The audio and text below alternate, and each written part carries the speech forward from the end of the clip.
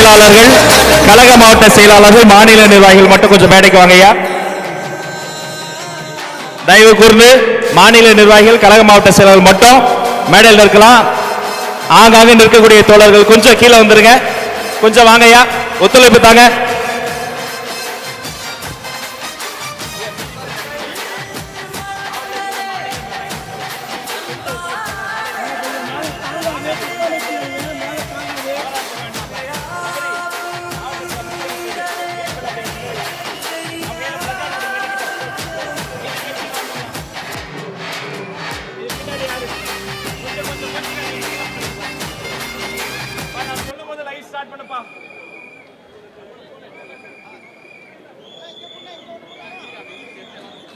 திலீபனையா மாவட்ட செயலர் மட்டும் மேல, மாநில நிர்வாகி மட்டும் மேல, மீதி பேர் கொஞ்சம் கீழே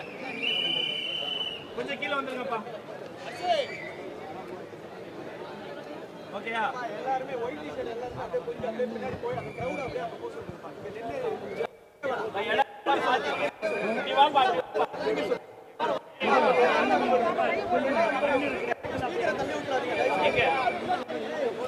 எடிட் நிக்க பாருங்க, கை கட்டுங்க பிரதர். அங்க ஒரு இடம் இருக்கு பாருங்க, அங்க கூட மூச்சோட இடம் இருக்கும், அப்படி பிரிஞ்சு கூட நில்லுங்க. கொஞ்சம் பின்னோக்கி பின்னாடி.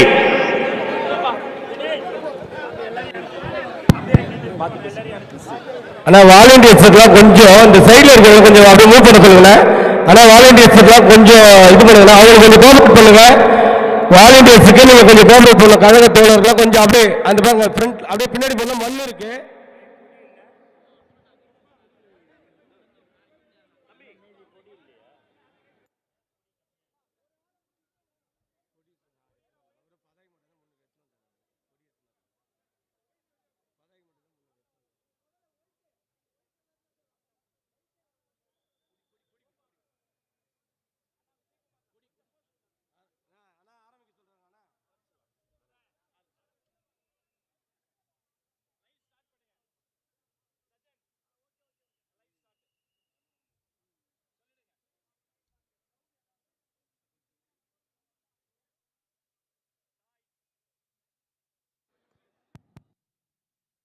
அன்னை தமிழ் மொழிக்கு முதல் வணக்கம்.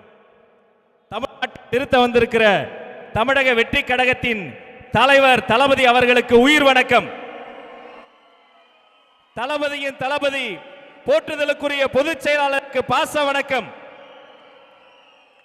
அவர் களத்தை வலுப்படுத்தக்கூடிய மாநில நிர்வாகிகளுக்கும் கழக மாவட்ட செயலாளர்களுக்கும் அன்பு வணக்கம். ஒரு குரலுக்கே கூடக்கூடிய அலைக்கடலென வந்திருக்கக்கூடிய தமிழக வெற்றி கழக தொண்டர்களுக்கு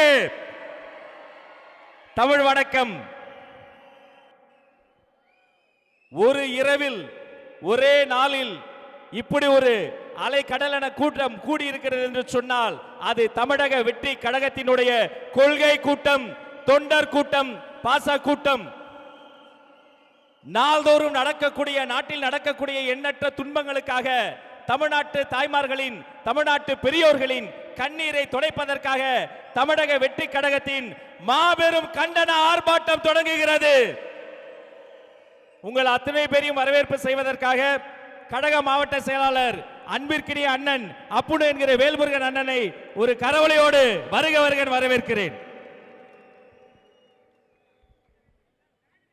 மதிப்புக்கும் மரியாதையை கூறிய எங்களை எல்லாம்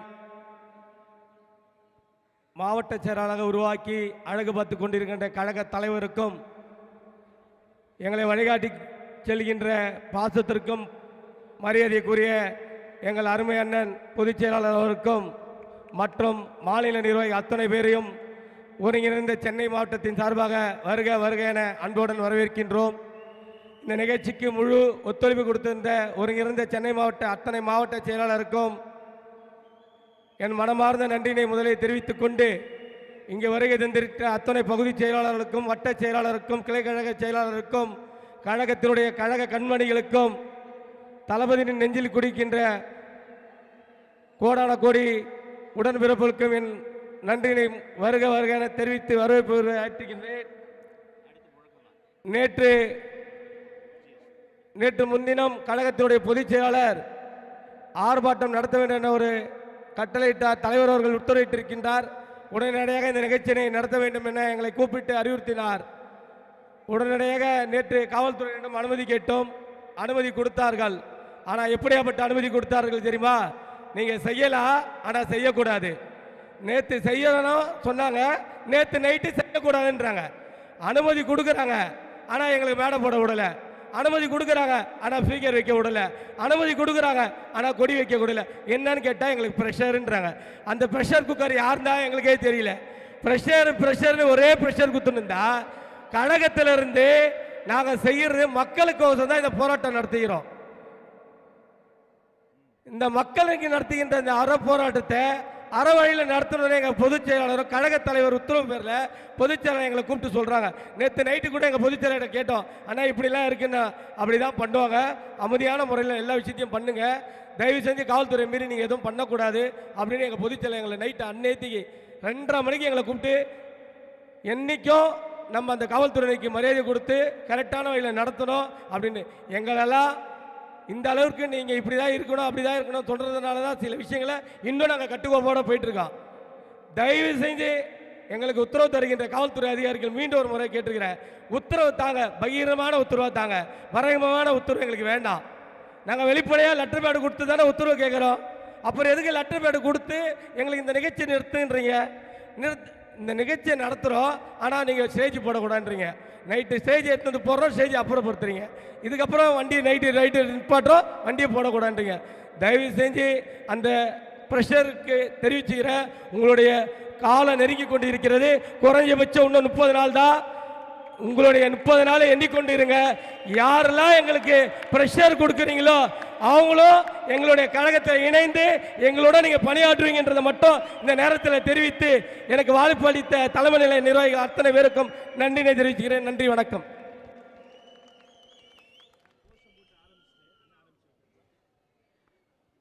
அண்ணன் சொன்னதை போல எங்கள் மீது பாசம் கொண்டு நைட்டு முழுக்க அண்ணன் தூங்காம கஷ்டப்படக்கூடாதுன்னு எங்களை வேலையே பார்க்க விடாம செய்த காவல்துறைக்கு இந்த நேரத்தில் நன்றியை தெரிவித்துக் கொண்டு, ஒரு இரவல்ல, காலையில 1 மணி நேரம் போதும் தமிழக வெற்றி கழகம் ஒரு போராட்டத்தை முன்னெடுக்கும் என்பதற்கு இந்த மேடை உதாரணம். வச்ச பேனரை எடுத்து போகக்கூடிய அதிகாரிகளுக்கு நன்றி. அவங்க வீட்லயும் ஒரு தளபதி ஃபேன் இருக்காங்களே, அதற்காக தளபதி திருமுகத்தை எடுத்துட்டு போறாங்க. ஏற்கனவே சொன்னதுதான், இது கோட்டருக்கும் கோழிபுராணிக்கு அல்ல. பொதுச் செயலாளர் ஒரு குரல் கொடுத்தால் கூடுகிற கடல் கூட்டம், கொள்கை கூட்டம். நண்பர்களே, இந்த மாபெரும் கண்டன போராட்டம் முதலில் கொள்கை முழக்க போராட்டம், கொள்கை முழக்கத்தோடு தொடங்கும். பின்பு சிறப்புரை இருக்கிறது, பின்பு தலைமுறை இருக்கிறது. அதன் பிறகு மீண்டும் நாம முழக்கத்தை இடுவோம். முழு நிகழ்ச்சி முடிந்த பிறகு இங்கே கூடியிருக்கிற அத்தனை பேருமே நாமே இந்த இடத்தையும் சுத்தம் செய்து விட்டு செல்வதாக சங்கல்பம் எடுத்து சத்தியம் செய்து இந்த போராட்டத்தை தொடங்குகிறோம்.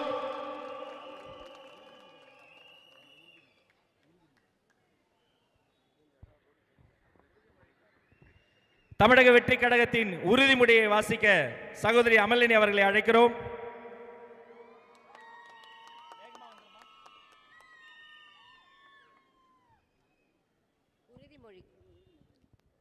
உறுதிமொழி. நமது நாட்டின் விடுதலைக்காகவும் தமிழ் மக்களின் உரிமைகளுக்காகவும் தமிழ் மண்ணில் இருந்து தீரத்துடன் போராடி உயிர் நீத்த எண்ணற்ற வீரர்களின் தியாகத்தை எப்பொழுதும் போற்றுவேன். நமது அன்னை தமிழ் மொழியை காக்க உயிர் தியாகம் செய்த மொழிப்போர் தியாகிகளின் இலக்கை நிறைவேற்றும் வகையில் தொடர்ந்து பாடுபடுவேன். இந்திய அரசியலமைப்பு சட்டத்தின் மீதும் இறையாண்மை மீதும் நம்பிக்கை வைத்து அனைவருடன் ஒற்றுமை, சகோதரத்துவம், மத நல்லிணக்கம், சமத்துவம் ஆகியவற்றை பேணி காக்கின்ற பொறுப்புள்ள தனி மனிதராக செயல்படுவேன்.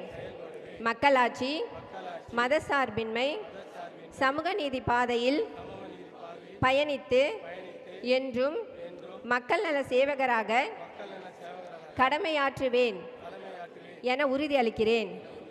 சாதி, மதம், பாலினம், பிறந்த இடம் ஆகியவற்றின் பெயரில் உள்ள வேற்றுமைகளை களைந்து மக்களிடையே விழிப்புணர்வை ஏற்படுத்தி அனைவருக்கும் சம வாய்ப்பு, சம உரிமை கிடைக்க பாடுபடுவேன். பிறப்போருக்கும் எல்லா உயிர்க்கும் என்ற சமத்துவ கொள்கையை கடைபிடிப்பேன் என்று உளமாற உறுதி கூறுகிறேன். நன்றி. சகோதரிக்கு ஒரு கரவொலி கொடுத்துருங்க.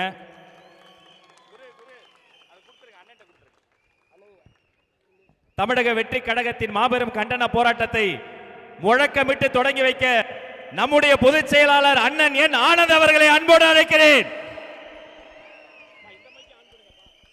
போராட்டம் இது போராட்டம், போராட்டம் இது போராட்டம், தாவேகாவின் போராட்டம், தாவேகாவின் போராட்டம். அஞ்ச மாட்டோம், அஞ்ச மாட்டோம், அஞ்ச மாட்டோம், அஞ்ச மாட்டோம், அடக்குமுறைக்கு அஞ்ச மாட்டோம், அடக்குமுறைக்கு அஞ்ச மாட்டோம். நடத்திடுக, நடத்திடுக, நடத்திடுக, நடத்திடுக. சாதி வாரி கணக்கு ஆய்வை, சாதி வாரி கணக்கு ஆய்வை உடனடியாக நடத்திடுக, தடுத்திடுக, தடுத்திடுக. போதை பொருள் நடமாட்டத்தை முற்றிலுமாக தடுத்திடுக, தடுத்திடுக, தடுத்திடுக.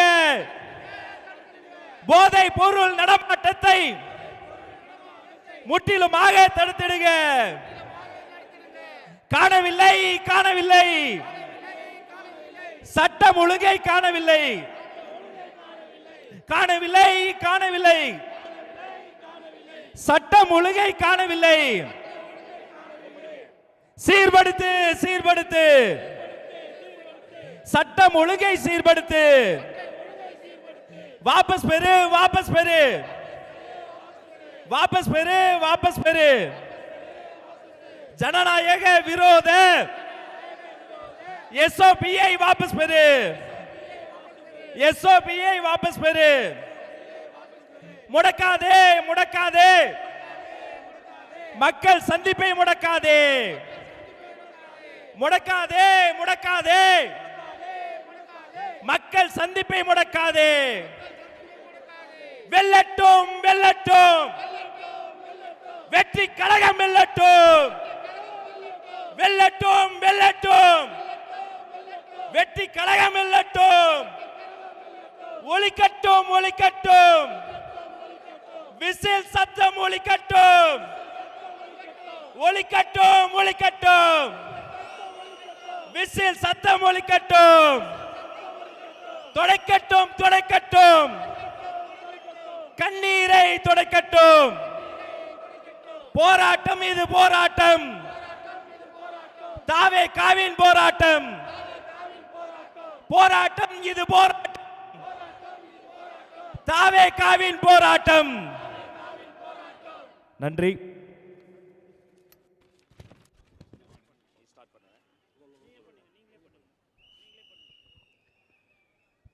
ஆங்காங்க இருக்கக்கூடிய ஊடக நண்பர்களுக்கு அவங்களுக்கு இடவசதி தகுந்த மாதிரி யாரும் மறைக்காம நில்லுங்க. மீண்டும் ஒரு முறை முழக்கத்தை போடுவோமா?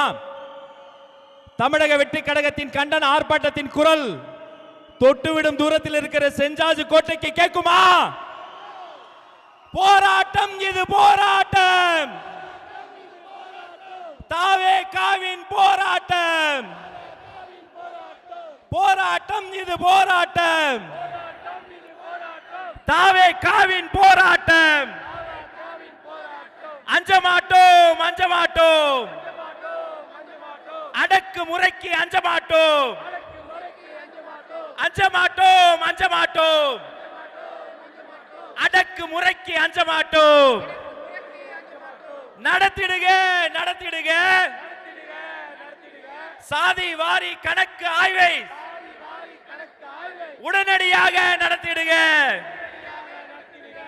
தடுத்திடுக தடுத்திடுக போதை பொருள் நடமாட்டத்தை முற்றிலுமாக தடுத்திடுக. காணவில்லை காணவில்லை சட்டம் ஒழுங்கை காணவில்லை காணவில்லை காணவில்லை சட்டம் ஒழுங்கை காணவில்லை. ஐயா சிஎம் சார், காணவில்லை காணவில்லை சட்டம் ஒழுங்கை காணவில்லை. சீர்படுத்து சீர்படுத்து சட்டம் ஒழுங்கை சீர்படுத்து. வாபஸ் பெறு வாபஸ் பெறு. ஜனநாயக விரோத எஸ்ஓபியை வாபஸ் பெறு. எஸ்ஓபியை வாபஸ் பெறு. முடக்காதே முடக்காதே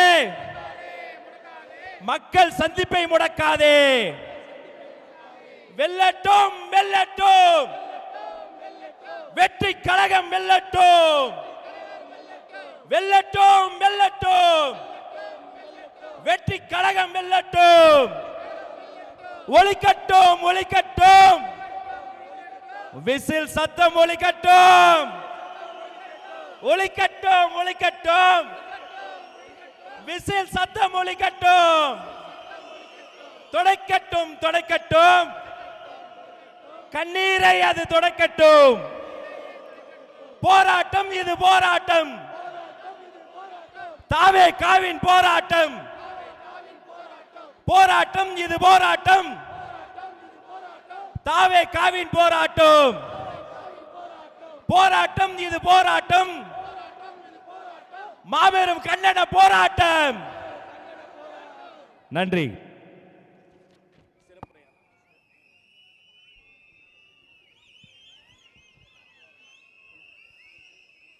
இந்த மாபெரும் கண்டன போராட்டத்தில் உங்களிடையே இந்த கண்டன உரையை வழங்குவதற்காக கொள்கை பரப்பு பொதுச் செயலாளர் ஆற்றல் மிக்க அதிகாரி அண்ணன் டாக்டர் அருண்ராஜ் ஐஆர்எஸ் அவர்களை வருக வருக வரவேற்கிறோம்.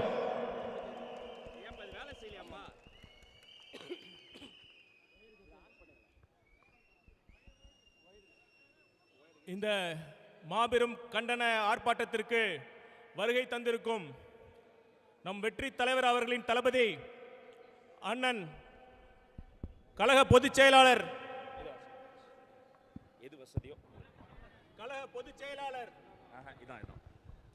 கழக பொதுச் செயலாளர் அண்ணன் புசியானந்த் அவர்களே மற்றும் மாநில மாவட்ட நிர்வாகிகளே, தலைவர் நெஞ்சில் குடியிருக்கும்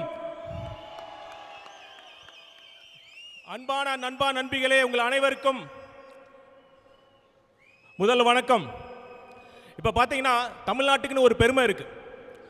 நான் வட மாநிலங்கள்லாம் போகிறப்ப என்னோட நண்பர்கள், என்னோட சக அதிகாரிகள்லாம் சொல்லுவாங்க, தமிழ்நாடு எப்படி இப்படி அமைதியாக இருக்கு. இங்கெல்லாம் பார்த்தீங்கன்னா அங்கே சர்வசாதாரணமாக கொலை கொள்ளை கற்பழிப்புலாம் நடக்கும். அப்படிலாம் இல்லாமல் மிகவும் குற்ற நிகழ்வுகள் மிக கம்மியாக இருந்த மாநிலம்னா அது தமிழ்நாடு தான். அமைதி, இதனால தான் தமிழ்நாட்டை அமைதி பூங்கான்னு சொல்வோம். ஆனால் இப்போ எப்படி இருக்கு? இப்போ எப்படி இருக்கு? இன்னைக்கு நம்ம தலைவர் அவர்கள் ஒரு ட்வீட் போட்டிருக்காரு. அதில் கடந்த 15 நாட்களில் மட்டும் எவ்வளவு குற்ற நிகழ்ச்சிகள் நடந்ததுன்னு பட்டியலிட்டு சொல்லியிருக்கார். நான் உதாரணத்துக்கு 2 மட்டும் சொல்றேன்.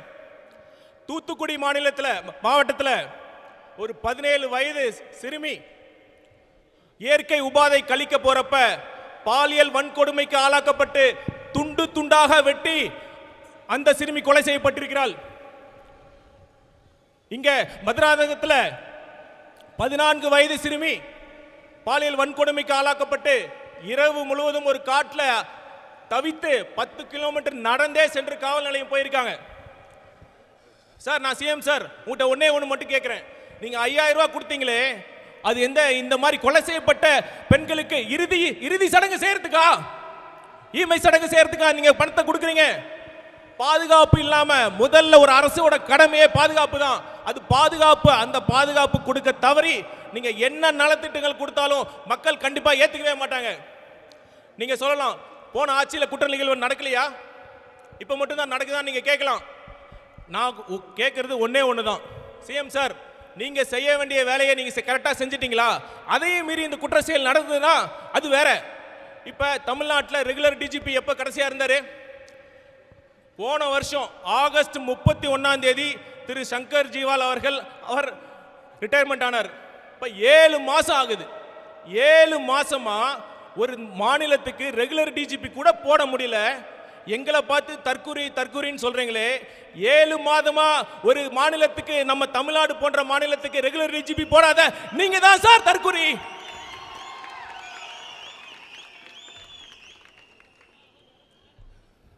இப்ப ஒரு முதலமைச்சரா இருந்தா ஒண்ணு சில தகுதிகள் வேணும். அவரா முடிவெடுக்கணும். சுயபுத்தின்னு சொல்லுவாங்க, சில பேர் சொல்லுவாங்க சொல் புத்தின்னு சொல்லுவாங்க. அது இருக்கா? இந்த ரெண்டும் இருக்கான்னு நான் மக்கள்கிட்டே கேள்வியை விட்டுறேன். இப்ப பாருங்க, நாங்க இந்த விஷயமா பலமுறை கோரிக்கை விடுத்து பார்த்தோம், கண்டிச்சு பார்த்தோம், ஜோக் அடிச்சு கூட பார்த்தோம். அப்ப கூட சிஎம் சாருக்கு ஏன் ஒரு ரெகுலர் டிஜிபி போட முடியல எனக்கு தெரியல. இப்போ ஒரு பள்ளிக்கூடம் இருக்குன்னு வச்சுங்க, ஒரு தலைமை ஆசிரியர் இல்லாம அந்த பள்ளிக்கூடம் சரியா இயங்குமா? அது மாதிரி இதெல்லாம் ஒரு அடிப்படை, ஒரு முதலமைச்சரோட அடிப்படை கடமையே சட்டம் ஒழுங்கு தான். அந்த சட்டம் ஒழுங்குக்கு அடிப்படையான ஒரு ரெகுலர் டிஜிபி கூட போட முடியாத ஒரு திறனற்ற முதலமைச்சராக நம் ஸ்டாலின் சார் அவர்கள் இருப்பது மிக மிக வருத்தமா இருக்கு. சரி, இப்ப ஒன்று அது இந்த குற்ற செயல்லாம் பார்த்தீங்கன்னா இதுக்கு அடிப்படையாக இருக்கிறது இந்த போதை கலாச்சாரம். இப்போ தமிழ்நாட்டில் போதைப் பொருட்களோட விற்பனை இருக்கா இல்லையா? ஒரு அமைச்சர் சொல்றார் தமிழ்நாட்டில் கஞ்சா இல்லைன்னு சொல்றார். நீங்க தான் சார் தற்கொலை கூட்டம், நீங்க தான் சார் உண்மையான தற்கொலை கூட்டம். நீங்க ஒரு அமைச்சர் சொல்றார் கஞ்சா இல்லைன்னு சொல்றாரு. ஏன்னா இதை ஏன் தடுக்க முடியல? முதல்ல குற்றம் பிரச்சனை என்னன்னு புரிஞ்சாதான் சார் பிரச்சனையை சரி செய்ய முடியும். உங்களுக்கு பிரச்சனை இருக்கிறதே தெரியல, நீங்க எப்படி சரி செய்வீங்க? இந்த அடிப்படை கூட உங்களுக்கு தெரியல. கண்டிப்பா நான் சொல்றேன், தமிழ்நாடு உங்ககிட்ட சிக்கி சின்னாமனமா போயிட்டு இருக்கு. தயவு இதெல்லாம் மக்கள் பார்த்துக்கிட்டு தான் இருக்காங்க. அடுத்து இங்க பார்த்து அடுத்த விஷயம், நம்ம போராட்டத்தோட இன்னொரு முக்கியமான விஷயம்னா சாதிவாரி கணக்காய்வு. மக்களே, நான் இந்த விஷயத்தில் இந்த இடத்துல நான் பதிவு பண்ண விரும்புகிறேன். நான் இப்போ இங்கே இருக்கேன்னா அதுக்கு காரணம் ஒன்றே ஒன்று தான், படிப்பு தான், கல்வி தான். இந்த கல்வி கிடைக்கணும்னா இட வசதி, இட ஒதுக்கீடு மிக மிக அவசியம். இப்போ இந்த இட ஒதுக்கீடு நமக்கு சாதாரணமாக கிடைக்கல. நல்லா புரிஞ்சுங்க, இந்த இட ஒதுக்கீடு நமக்கு சாதாரணமாக கிடைக்கல. நம்ம அரசியல் அமைப்பு சட்டத்தின் முதல் ஒரிஜினல் வெர்ஷனில் இட ஒதுக்கீடு கொடுக்கப்படலை. அதை கொடுக்க வழிவகை செஞ்ச முதல் அமெண்ட்மெண்ட், முதல் சட்ட திருத்தம் இங்கிருந்து தமிழ்நாட்டில் நடந்த போராட்டத்தினால தான் நடந்தது. இப்போ நீங்களே சொல்லுங்க, இப்போ சென்னையில் கான்வென்ட்ல படிக்கிற ஒரு மாணவனையும் ஒரு கிராமத்தில் தமிழ் மீடியத்தில் படிக்கிற ஒரு பட்டியலின மாணவனையும் கம்பேர் பண்ண முடியுமா? முடியாதுல்ல. அதுக்காக தான் இடஒதுக்கீடு. இந்த இடஒதுக்கீடுனால பல தலைமுறை மாணவர்கள், பல தலைமுறை சமுதாயம் பயன்பெற்றது. ஆனால் அந்த இடஒதுக்கீடு அதனால கிடைக்கிற நலன் அனைத்து மக்களுக்கும் அனைத்து சமுதாயத்துக்கும் கிடைச்சதானா இல்லை. இதுக்காக தான் நான் கேட்குறோம் சாதி வாரி கணக்கு ஆய்வு. இப்போ ஸ்டாலின் சார் என்ன சொல்றாரு? ஸ்டாலின் சார் என்ன சொல்றாருன்னா, பிஜேபி அமைச்சரோட மொழியே அவர் பேசுறாரு. இப்போ ஒன்றியத்தில் இருக்கிற அஸ்வினி வைஷ்ணவ் அமைச்சர் அவர்கள் சொன்னாரு, ஒரு மாநிலத்தினால ஒரு ஸ்டேட்னால சாதி வாரி கணக்காய்வு நடத்த முடியாதுன்னு சொல்றாரு. அதே தானே நீங்களும் சொல்றீங்க. அப்போ உங்களுக்கும் பிஜேபிக்கு என்ன வித்தியாசம்? இப்போ உங்க கூட்டணி கட்சிகளே பாருங்க. இப்போ காங்கிரஸ்ல கர்நாடகாவில் நடத்திருக்காங்க, 2 முறை நடத்திருக்காங்க. 2015 ஒரு வாட்டி நடத்திருக்காங்க, 2025 ஒரு வாட்டி நடத்திருக்காங்க. காங்கிரஸ்ல ரேவந்த் ரெட்டி அவர் தெலங்கானால அவர் நடத்திருக்கார். அது மட்டும் இல்ல, எஸ்பி அகிலேஷ் யாதவ் அவரோட தேர்தல் வாக்குறுதியிலும் சாதிவாரி கணக்கெடுப்பு நடத்தப்படும் சொல்லியிருக்கார்.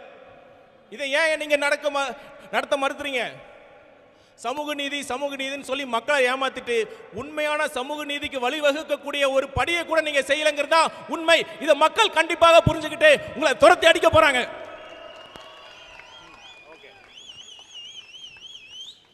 நான் இறுதியா இன்னொரு விஷயத்தை நான் டச் பண்ண விரும்புறேன். இப்போ எஸ்ஓபி போட்டாங்கல்ல, இப்போ ஒன்னே ஒன்று தான். அந்த எஸ்ஓபிக்கு காரணம் ஒன்னே ஒன்று தான். நம்ம தலைவர் அவர்கள் போய் மக்களை சந்திச்சுட்டா, ஒவ்வொரு கிராமத்திலையும் ஒவ்வொரு தொகுதியிலையும் போயிட்டா இந்த ஆதரவு இன்னும் பல மடங்கு உயர்ந்து அவங்களுக்கு டெபாசிட் கூட கிடைக்காதுன்னு தெரிஞ்சுக்கிட்டு தான் இந்த எஸ்ஓபி மூலமா நம்மளை தடுக்க பார்க்குறாங்க. என்ன ஒரு அநியாயம்! இப்போ திமுக மட்டும் எத்தனை மாநாடு போட்டாங்க? இளைஞரணி மாநாடு, மகளிரணி மாநாடு, இந்த மாநாடு அந்த மாநாடு வாரத்துக்கு 2-3 மாநாடு பண்ணிட்டு இருக்காங்க. உங்களுக்கெல்லாம் மட்டும் எப்படி சார் பர்மிஷன் கிடைக்குது? உங்களுக்கெல்லாம் மட்டும் எப்படி சார் பர்மிஷன் கிடைக்குது? இந்த காவல்துறை, நான் தமிழக காவல்துறை குற்றம் சொல்ல மாட்டேன், தமிழக காவல்துறைக்கு சுதந்திரமே இல்லை, முழு சுதந்திரமே இல்லை. இப்போ இந்த நடக்கிற இந்த இடத்துல சேகர் பாபுவை மீறி எந்த போலீஸ் அதிகாரியாச்சும் ஒரு முடிவு எடுக்க முடியுமா? நீங்களே சொல்லுங்க. காவல்துறையின் கைகள் கட்டப்பட்டு இருக்கிறது. அதுக்கு காரணம் உங்களை மாதிரி இந்த மாதிரி மாவட்ட செயலாளர்கள், ஒன்றிய செயலாளர்கள் தான். இங்க மட்டும் கிடையாது, இங்க இருக்கிற பிரச்சனை கிடையாது, தமிழ்நாடு ஃபுல்லா இதே பிரச்சனை தான். ஒவ்வொரு தொகுதியிலையும் நாம வைக்கிற பேனர்ல கழட்டுங்கன்னு சொல்லி நைட்டோட ரைட்டா எடுக்கிறாங்க. ஒவ்வொரு இதுலையும் நம்ம போராட்டத்துக்கு அனுமதி மறுக்கப்படுது. தலைவருக்கு மட்டும் இல்ல, எல்லாத்துக்குமே தெரியும், கழக மாவட்ட செயலர் எல்லாத்துக்கும் தெரியும். தலைவருக்கு மட்டும் அனுமதி மறுக்கப்படல. ஒவ்வொரு மாவட்டத்திலும் இந்த பிரச்சனை இருக்கு. ஒவ்வொரு எஸ்பி, ஒவ்வொரு டிஎஸ்பி, ஒவ்வொரு இன்ஸ்பெக்டர் தான் சொல்றாங்க, சார் வேணாம் சார், கொஞ்சம் கூட்டத்தை குறைச்சிங்க, நாங்கள் ஒரு 1000 பேர்னா சார் 500 பேரோட நிறுத்திக்குங்க, இப்படி தான் சொல்லிட்டு இருக்காங்க. சார் சிஎம் சார், நீங்க எங்களை தமிழக வெற்றி கழகத்தை கட்டுப்படுத்துற முயற்சியில் ஒரு 10% ஆச்சும் 1% ஆச்சும் சட்டம் ஒழுங்கை கட்டுப்படுத்த முயற்சி பண்ணுங்க சார். இதுக்கு மேல நம்ம தற்கூரி தலைவரை நான் என்ன சொல்றேன்னு தெரியல. இப்போ வாச்சும் கடைசியா ஒண்ணு சொல்லி திருப்பி நான் சொன்னதை ரிப்பீட் பண்ணி முடிச்சுக்கிறேன். 7 மாசமா இந்த மாநிலத்துக்கு ரெகுலர் டிஜிபி போடாத நீங்க தான் சார் தற்கூரி, நீங்க தான் சார் உண்மையான தற்கூரி. நன்றி, வணக்கம்.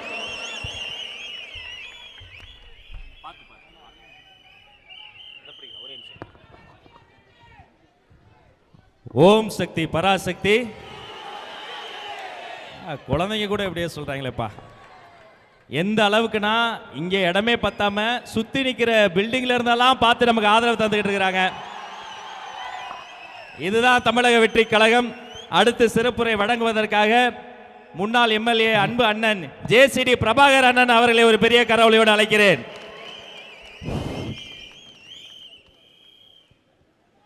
பேரன்பிற்கும் மிகுந்த மரியாதைக்கும் உரிய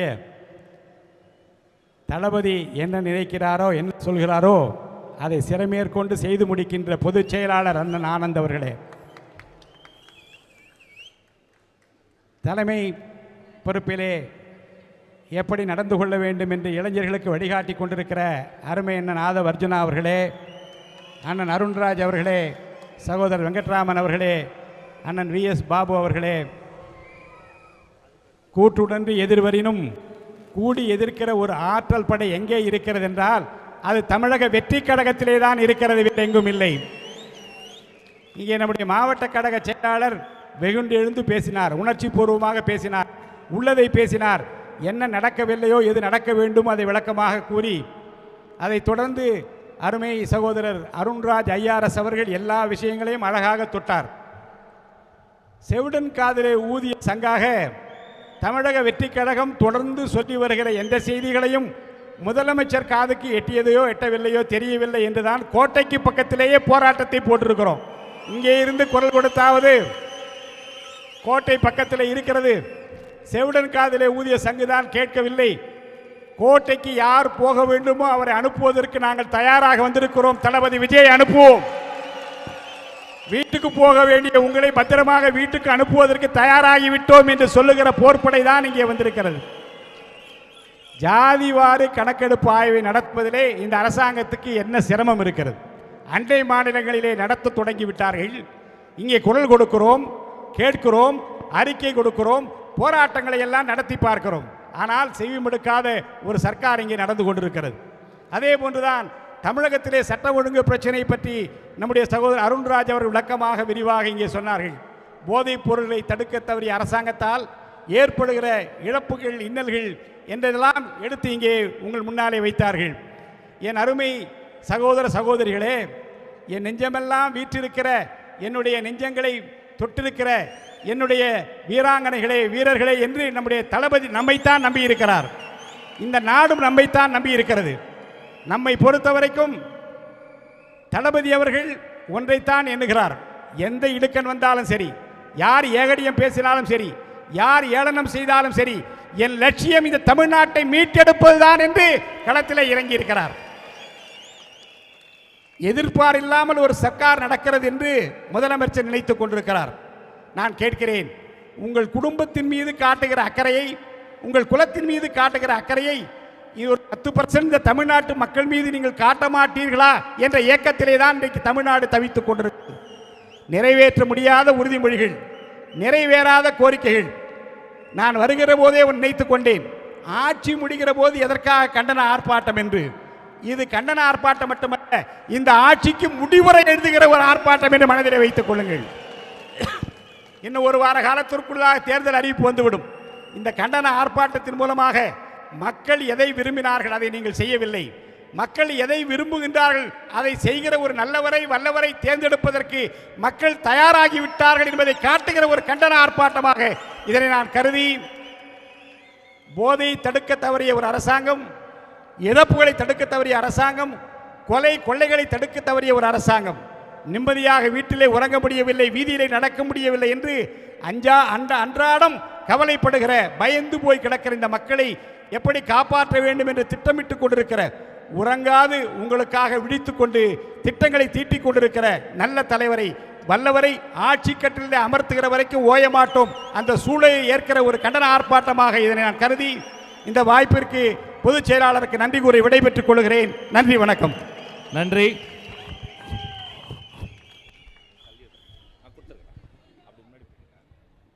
தமிழக வெற்றி கழகத்தின் ஆற்றல் மிக்க பேச்சாளர் எங்க அக்கா தேவகி அக்கா அவர்களே,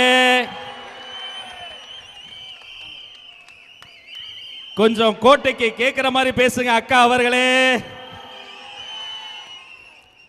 ஒருங்கிணைந்த சென்னை மாவட்டம் சார்பாக கண்டன ஆர்ப்பாட்டத்தை தலைமை பொறுப்பை ஏற்று நடத்தி கொண்டிருக்கும் எங்களின் அரசியல் ஆசான் அண்ணன் ஆனந்த் அவர்களே,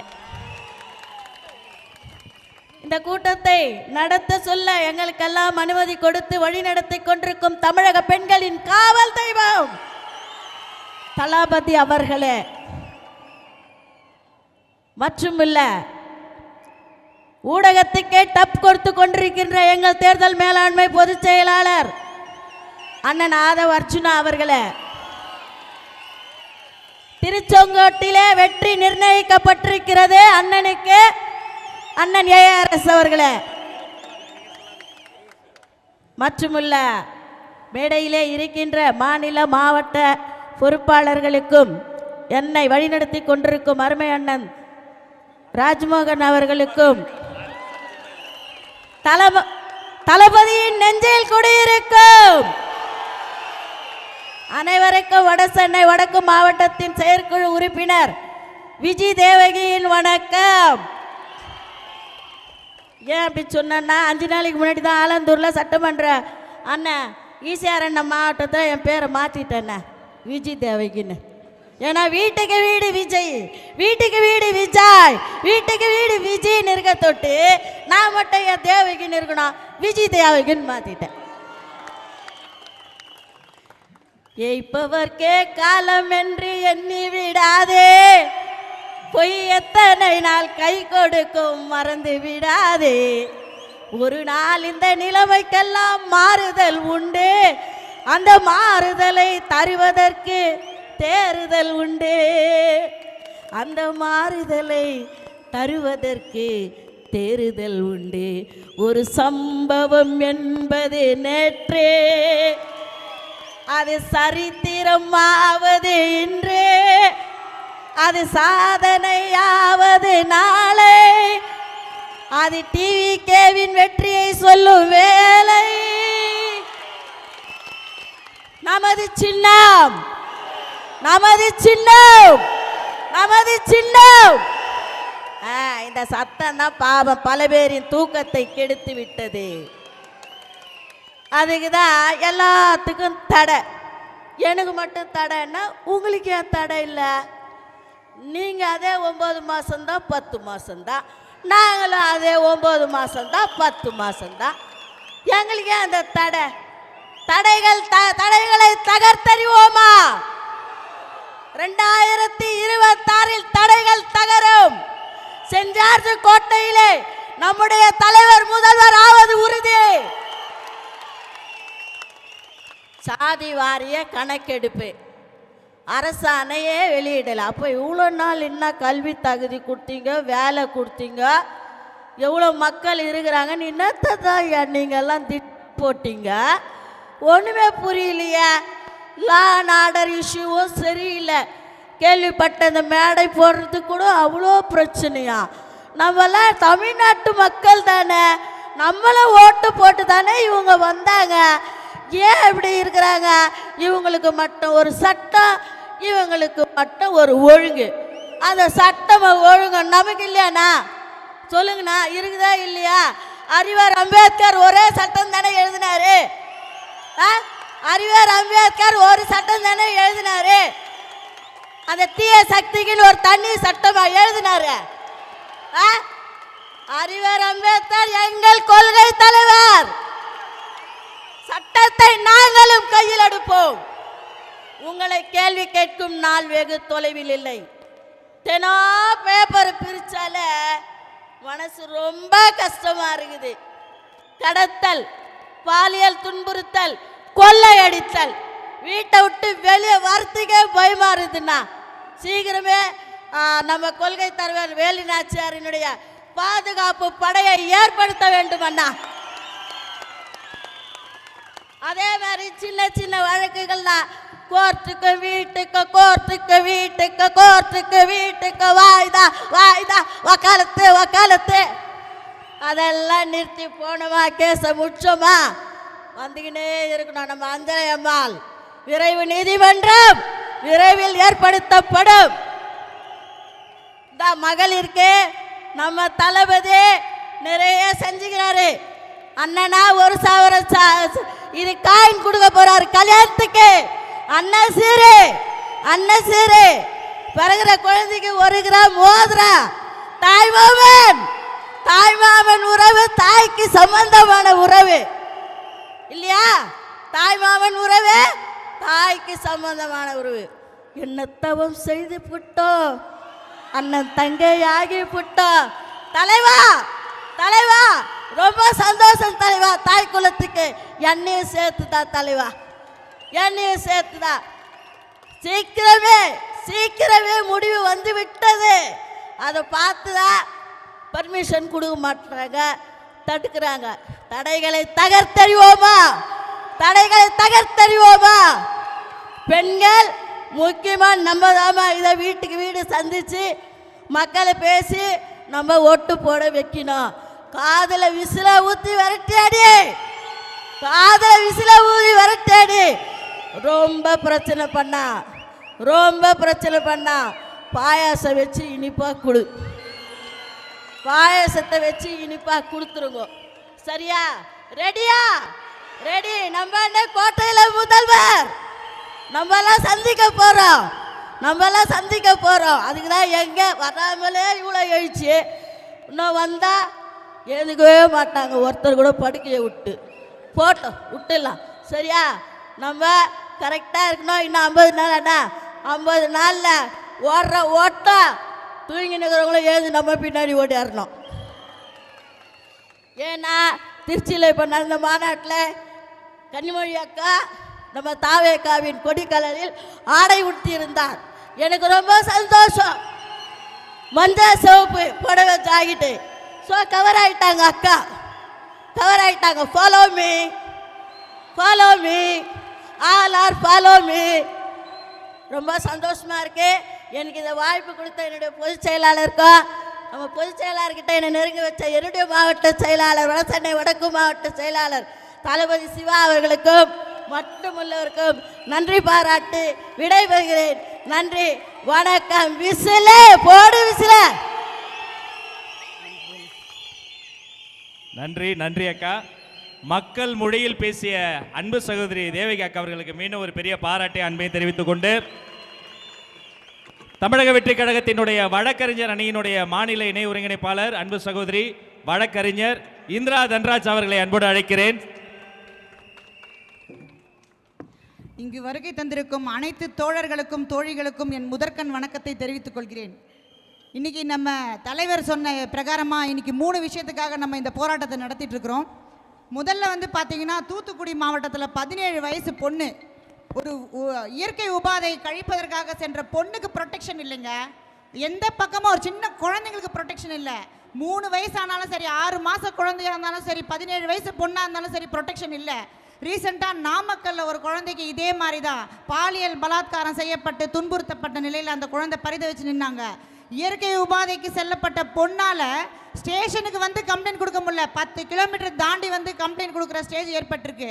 இப்படி இருக்கிற பெண்களுக்கு என்னங்க பாதுகாப்பு இந்த காலத்தில்? இந்த அரசியல் இப்போ கொடுத்துட்டு இருக்குது.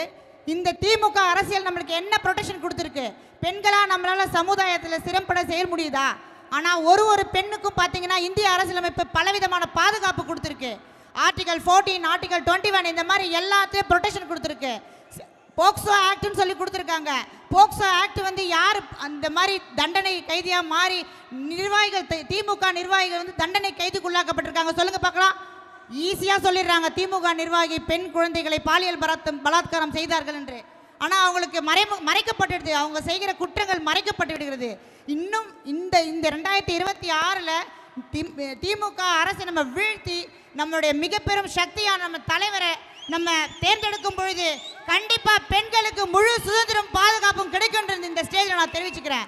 ஏன்னா நம்முடைய பெண்களுக்கு வந்து பார்த்தீங்கன்னா நமக்கு அண்ணனா, அப்பாவா, நம்ம தாய் மாமனா எல்லாத்துக்குமே அவர் வழிவகுத்து கொடுத்துருக்கிறாரு. மகளிர் தினத்தில் பெண்களுக்கு குறித்து அவ்வளோ பெருமிதமாக சொல்லிக் கொடுறாரு. நம்ம வந்து காலரை தூக்கி விட்டுக்கலாம். ஏன்னா அப்படிப்பட்ட அண்ணன் நமக்கு கிடைச்சிருக்காரு, அப்படிப்பட்ட தலைவர் நமக்கு கிடைச்சிருக்கிறாரு. ரெண்டாவது வந்து பார்த்தீங்கன்னா இந்த பெண் சுதந்திரம் சொல்லி சொல்கிறாங்க. பெண் சுதந்திரத்துக்கு என்ன பண்ணாங்க? 18 வயசுக்கு கீழே இருக்க சிறுவர்கள் சிறுமியர்கள் மீது டெய்லி பாலியல் தொந்தரவு. நியூஸ் ஓப்பன் பண்ணாலே ரொம்ப மனசு வேதனையாக இருக்குது. எங்கே பாருங்க, நீங்கள் இந்த குழந்தைய முள் புதற்குள்ளே கூட்டிகிட்டு போய் அந்த குழந்தைங்களை பாலியல் துன்புறுத்தப்பட்டு அவங்களால வெளியே வந்து சொல்ல முடியாத பெற்றோர்கள் பரிதவிச்சு நிற்கிறாங்க.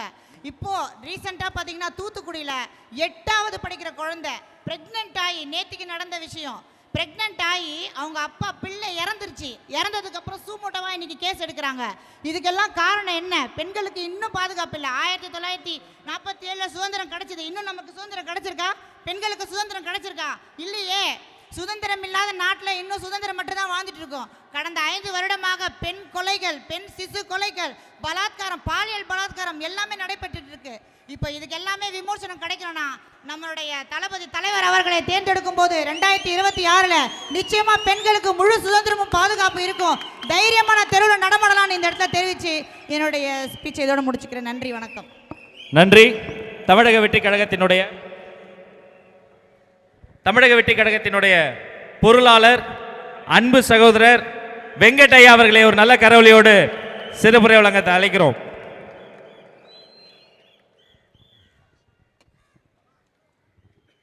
அனைவருக்கும் வணக்கம். இன்றைக்கி இருக்கிற சூழ்நிலையில் ஒரு முழக்கத்தை போடலான்றதுக்காக வந்திருக்கேன். பாதுகாப்பில்லை, பாதுகாப்பில்லை, பாதுகாப்பில்லை, பாதுகாப்பில்லை, பொதுமக்களுக்கு பாதுகாப்பில்லை, பாதுகாப்பில்லை, பாதுகாப்பில்லை, பெண்களுக்கு பாதுகாப்பில்லை, பாதுகாப்பில்லை, பாதுகாப்பில்லை, நம் குழந்தைகளுக்கும் பாதுகாப்பில்லை,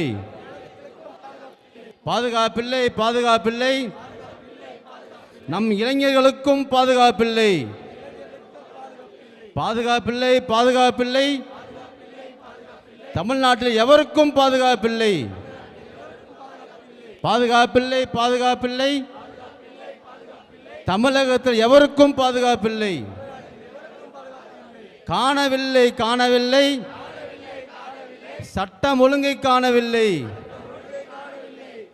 தமிழக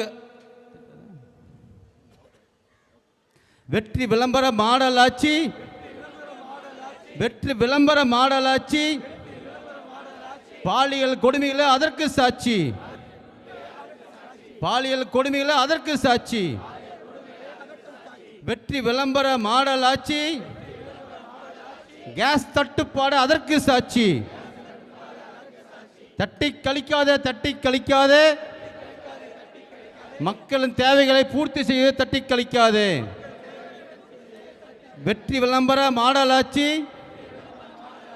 பாலியல் கொடுமையில் அதற்கு சாட்சி, வெற்றி விளம்பர மாடலாட்சி, எஸ்ஓபிய அதற்கு சாட்சி.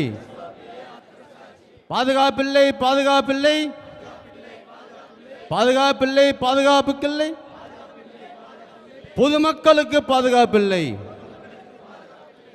இந்த மாதிரி தமிழ்நாட்டில் யாருக்குமே, பெண்களாகட்டும், குழந்தைகளாகட்டும், இளைஞர்களாகட்டும், பிஸ்னஸ் பண்ண யாருக்குமே பாதுகாப்பு இல்லாத சூழ்நிலை இன்றைக்கி இருக்குது. நம்ம அருண்ராஜ் சொன்ன மாதிரி இதற்குன்னு தேவையான ஒரு டிஜிபியை இன்னும் நியமனம் பண்ணலை. கடந்த 9 மாதமாக இதே ப்ராசஸ் தான் இருக்குது. எஸ்ஓபி அதே மாதிரி தான். இவங்க ட்ரெண்டுக்கு தகுந்த மாதிரி, இவங்க சாதகத்துக்கு தகுந்த மாதிரி எஸ்ஓபி போட்டிருக்காங்க. நம்ம தலைவர் ஒவ்வொருத்தரையும் சந்திக்க வரார். இவங்க 5000 பேரை கொண்டு வான்னு சொன்னால் கூட 5000 பேர் ஃபிசிக்கலாக இருக்காங்க. ஆனால் 5 கோடி பேர், 500 கோடி பேர் ஆல் ஓவர் இந்தியா ஃபுல்லாக, உலகம் ஃபுல்லாக நம்ம மக்கள் நம்ம தலைவர் பேசுறதை கேட்டு தான் இருக்காங்க.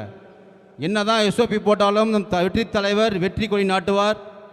2026 கோட்டையை நோக்கி, கோட்டையில் நமது கொடி பறக்கும், தமிழக வெற்றி கழகத்தின் ஆட்சி அமையும். நன்றி, வணக்கம். நன்றி.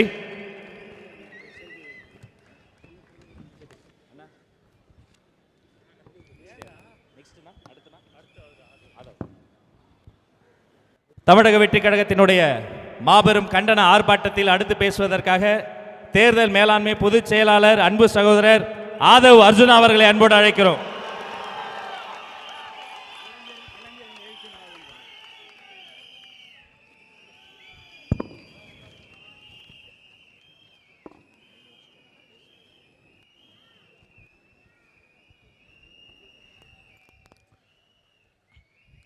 தெய்வத்தால் ஆகாதெனினும் முயற்சிதன் மெய்வர்த்த கூலி தரும்.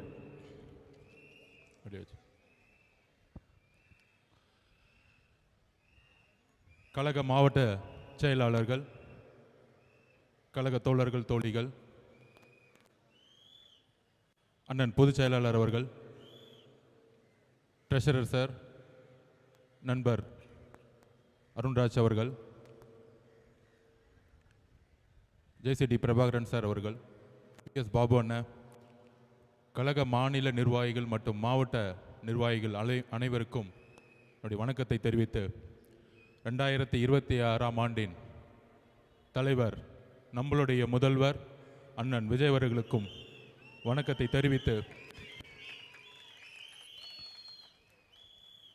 நம்மெல்லாம் எவ்வளோ கடினமான சூழ்நிலையில் நம்ம இங்கே நின்றுட்டுருக்கோம்.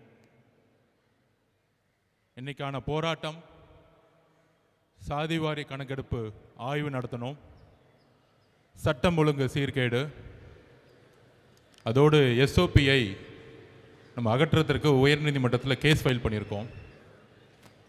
இந்த 3 விஷயங்களை மக்களுக்கு தெளிவுபடுத்தக்கூடிய ஜனநாயக கடமையும் ஜனநாயக வலியுறுத்தலும் இன்னைக்கு இருக்கக்கூடிய தமிழக அரசியல் சூழ்நிலையில் தமிழக வெற்றி கழகத்துக்கு மட்டும்தான் இருக்கு.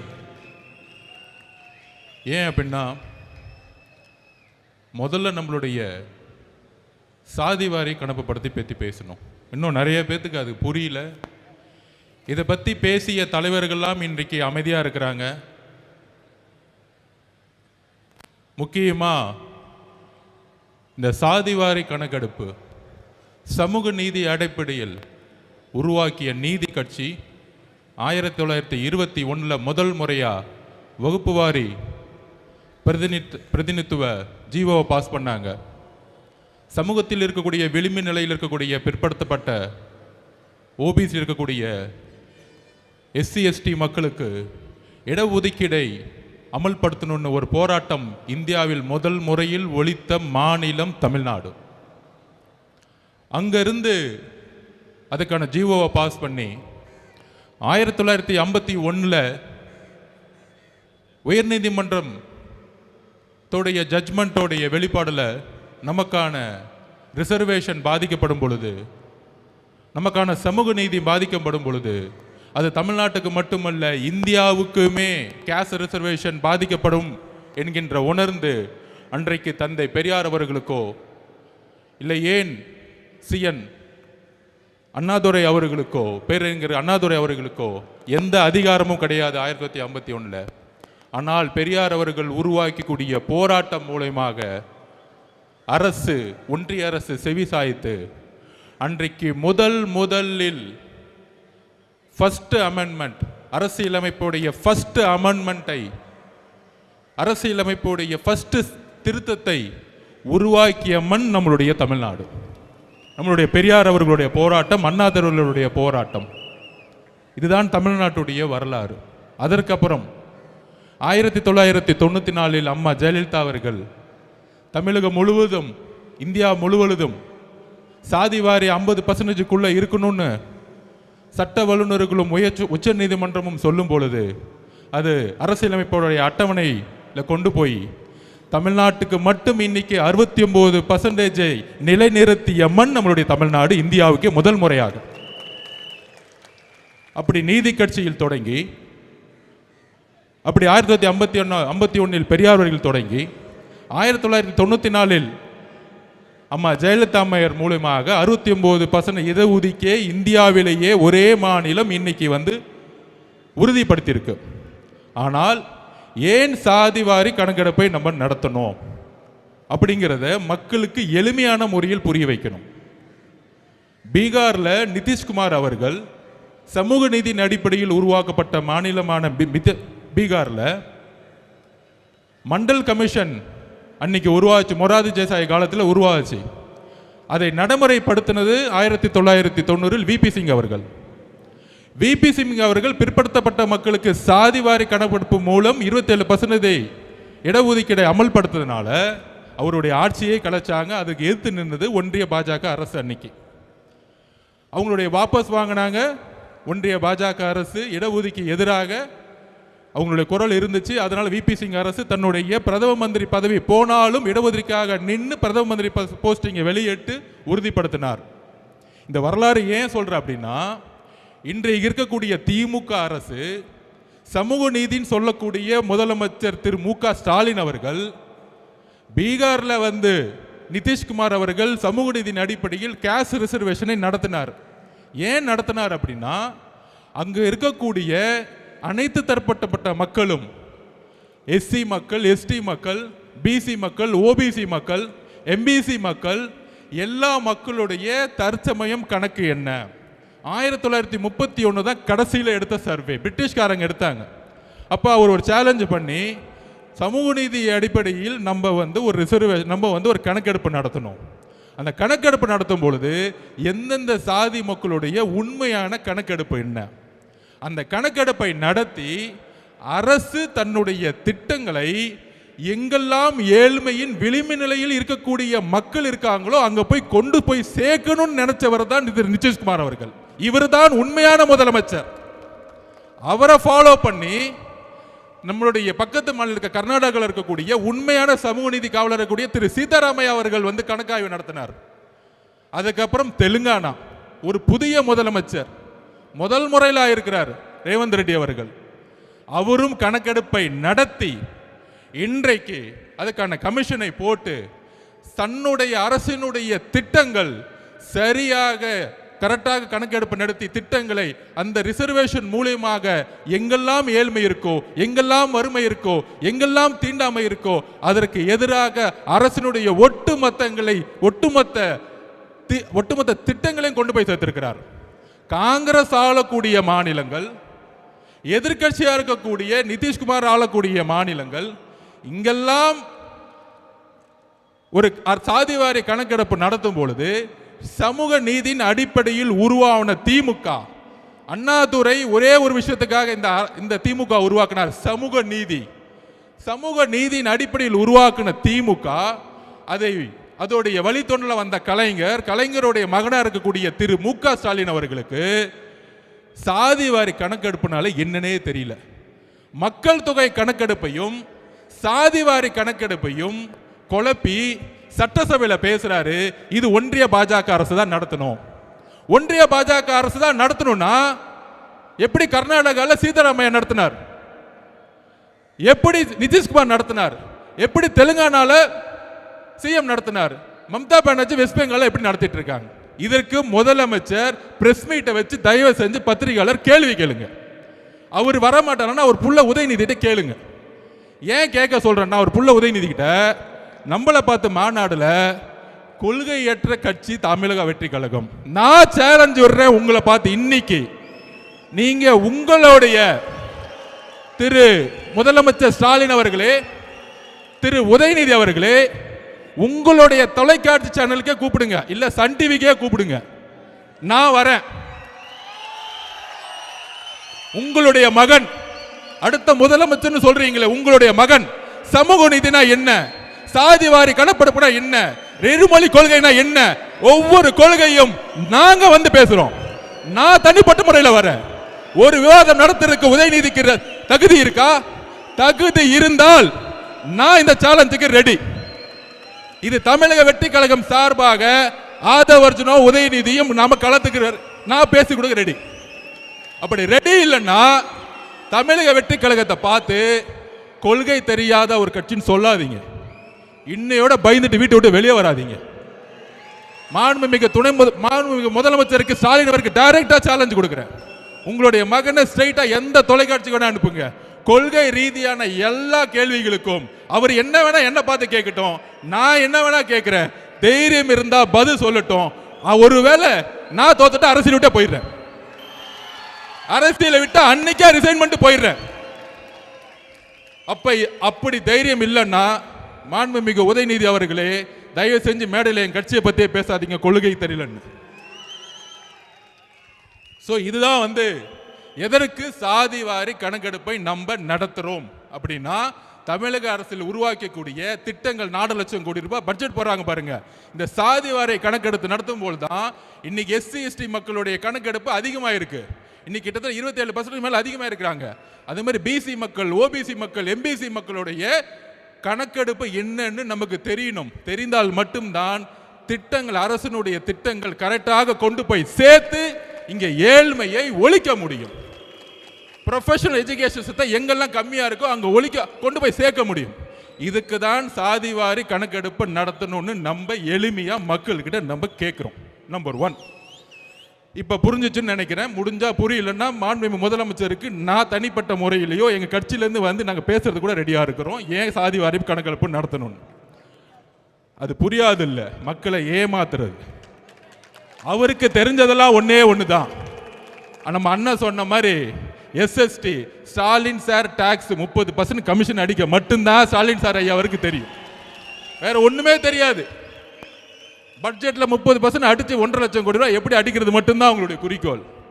அப்ப இன்னைக்கு அடுத்த பிரச்சனை என்ன நமக்கு குரல் கொடுக்கிறோம்? சட்டம் ஒழுங்குடைய பிரச்சனை. சட்டம் ஒழுங்கோட பிரச்சனை என்ன? இன்னைக்கு நம்ம வரும்போது நம்ம அண்ணன் கிட்ட இருந்து அறிக்கை ஒன்று வந்திருக்கும். இந்த ஒரு வாரத்தில், அதாவது டெல்லியில் ஒரே ஒரு பெண் நம்மளுடைய சகோதரி நிர்பயா அவர்களை கற்பழிக்கப்படும் பொழுது ஒட்டுமொத்த டெல்லியும் தூக்கி எறிஞ்சிச்சு. அன்னைக்கு ஒரு முதலமைச்சர் இருந்தாங்க, உமன் முதலமைச்சர் தான். அப்போ கெஜ்ரிவால்னு ஒருத்தர் நாமினேஷன் பண்ணும்பொழுது இதுக்காக பயங்கரமாக குரல் கொடுத்தார். நாமினேஷன் பண்ணும்போது ஆம் ஆத்மி கட்சியை பார்த்து இவங்கெல்லாம் ஜெயிப்பாங்களா, இவங்களுக்கெல்லாம் பூத்து இருக்கா, இவங்கெல்லாம் சின்ன பசங்களாச்சு இப்படின்னு சிரிச்சாங்க. எப்போ 15 வருஷமாக முதலமைச்சராக இருந்தவங்க. அதே மாதிரி ஒரே ஒரு ரேப்பு ஒட்டுமொத்த அரசியும் தூக்கி எறிஞ்சிச்சு. இன்னைக்கு ஒரு ரேப்பா நடக்குது. 2 வயசு குழந்தைய யாராச்சும் பாலியல் பலாத்காரம் பண்ணணும் ஒரு சிந்தனை வருமா?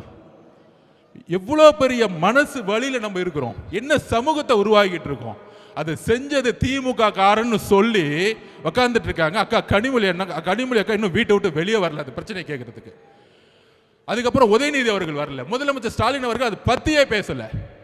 2 வயசு குழந்தை பிரச்சனை முடியறதுக்குள்ள அடுத்தது மதுராந்தகத்தில், அடுத்த தூத்துக்குடியில் தன்னுடைய வீட்டில் கழிவறை இல்லையா?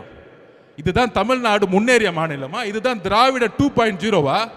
ஒரு கழிவறை இல்லாத ஒரு கிராமத்தை உருவாக்கிய ஒரு முட்டாள் முதலமைச்சர். இதுக்கு மேல சொல்றதுக்கு கோபமான வார்த்தைகள் எனக்கு எல்லாம் கிடையாது. இதுக்கு மேல ஒரு முதலமைச்சர் இதை பத்தி பேச கொடுக்க வாய் வரலன்னா ஒரு பெண் குழந்தையை பெற்று வச்சிருக்காரு. அப்ப ஒரு முதலமைச்சர் இன்னைக்கு 12ஆம் கிளாஸ் குழந்தை காலையில எந்திரிச்சு காலை கடனை கடக்க கூட முடியாத வெளியில ஒரு கழிவறை அற்ற ஒரு மாநிலம் அது. நம்ம என்ன பீகார்ல இருக்கிறோமா, யூபியில் இருக்கிறோமா? கழிவறையே இல்லாத ஒரு மாவட்டமும் கழிவறை இல்லாத கிராமங்கள் எத்தனை இருக்குன்னு முதலமைச்சருக்கு தெரியுதா இல்லையான்னு தெரியல. அப்ப கழிவறைக்கு போகாம, கழிவறையை வீட்டில் போகாம காட்டில் போகும்போது இங்க ஒரு ரேப் ஆகி வெட்டப்பட்டு நீங்க ஹாஸ்பிட்டல் உட்காந்துட்டு இருக்காங்க. இதுவா தமிழ்நாடு? இதுவா பெண் பாதுகாப்பு? இதை பத்தி நீங்க அட்லீஸ்ட் பேசுனீங்களா? வருத்தம் தெரிவிச்சீங்களா? இல்ல அட்லீஸ்ட் உங்களுடைய அமைச்சர் அவங்க வீட்டுக்கு அனுப்பிச்சிங்களா? ஒண்ணுமே கிடையாது. எல்லா செய்தி நிறுவனங்களும் வாங்கப்பட்டுருச்சு. அதை பத்தி பேசவே கூடாது, விவாதம் பண்ணக்கூடாது. ஒரு ரேப்பாச்சு டெல்லியில ஒட்டுமொத்த இந்தியாவும் கூத்துச்சு. ஆனா தமிழ்நாட்டில் இருக்கவங்க இதை பத்தி பேசவே மாட்டாங்களே. என்ன பண்ணிட்டு இருக்காங்க? கூட்டணி மதிமுகவுடன் 3 கூட்டணி சைன் ஆயிடுச்சு. இதான் முதலமைச்சர் அன்னைக்கு ரேப் நடந்து அங்க வந்து வெட்டப்பட்டு இருக்காங்க, இங்க கூட்டணி பேசிட்டு இருக்காங்க. நீங்க அரசியல் தேர்தலை பேசுங்க, நாங்கள் மக்கள் பிரச்சனையை பேசி பேசி பேசி பேசி மக்களோட போயிட்டு இருக்கோம். நீ 22 கட்சி கூட்டணி உருவாக்கு, 32 கூட்டணி உருவாக்கு. ஆனா கூட்டணி கட்சி தலைவர் எல்லாம் கையை கட்டிக்கிட்டு மக்கள் பிரச்சனை பேசாம அமைதியா இருக்காங்க பாத்தியா? அங்கேயே அந்த எல்லா கட்சி தோழர்களும் தோத்துட்டாங்க. நீ 32 கட்சி வச்சுக்கோ, 42 கட்சி வச்சுக்கோங்க, தேர்தல் அரசியல் வெற்றி பெறவே முடியாது. மக்கள் பிரச்சனைகளை பேசாத தலைவர்கள் மக்களால் தூக்கி எறிந்த வரலாறு தான் தமிழ்நாடு.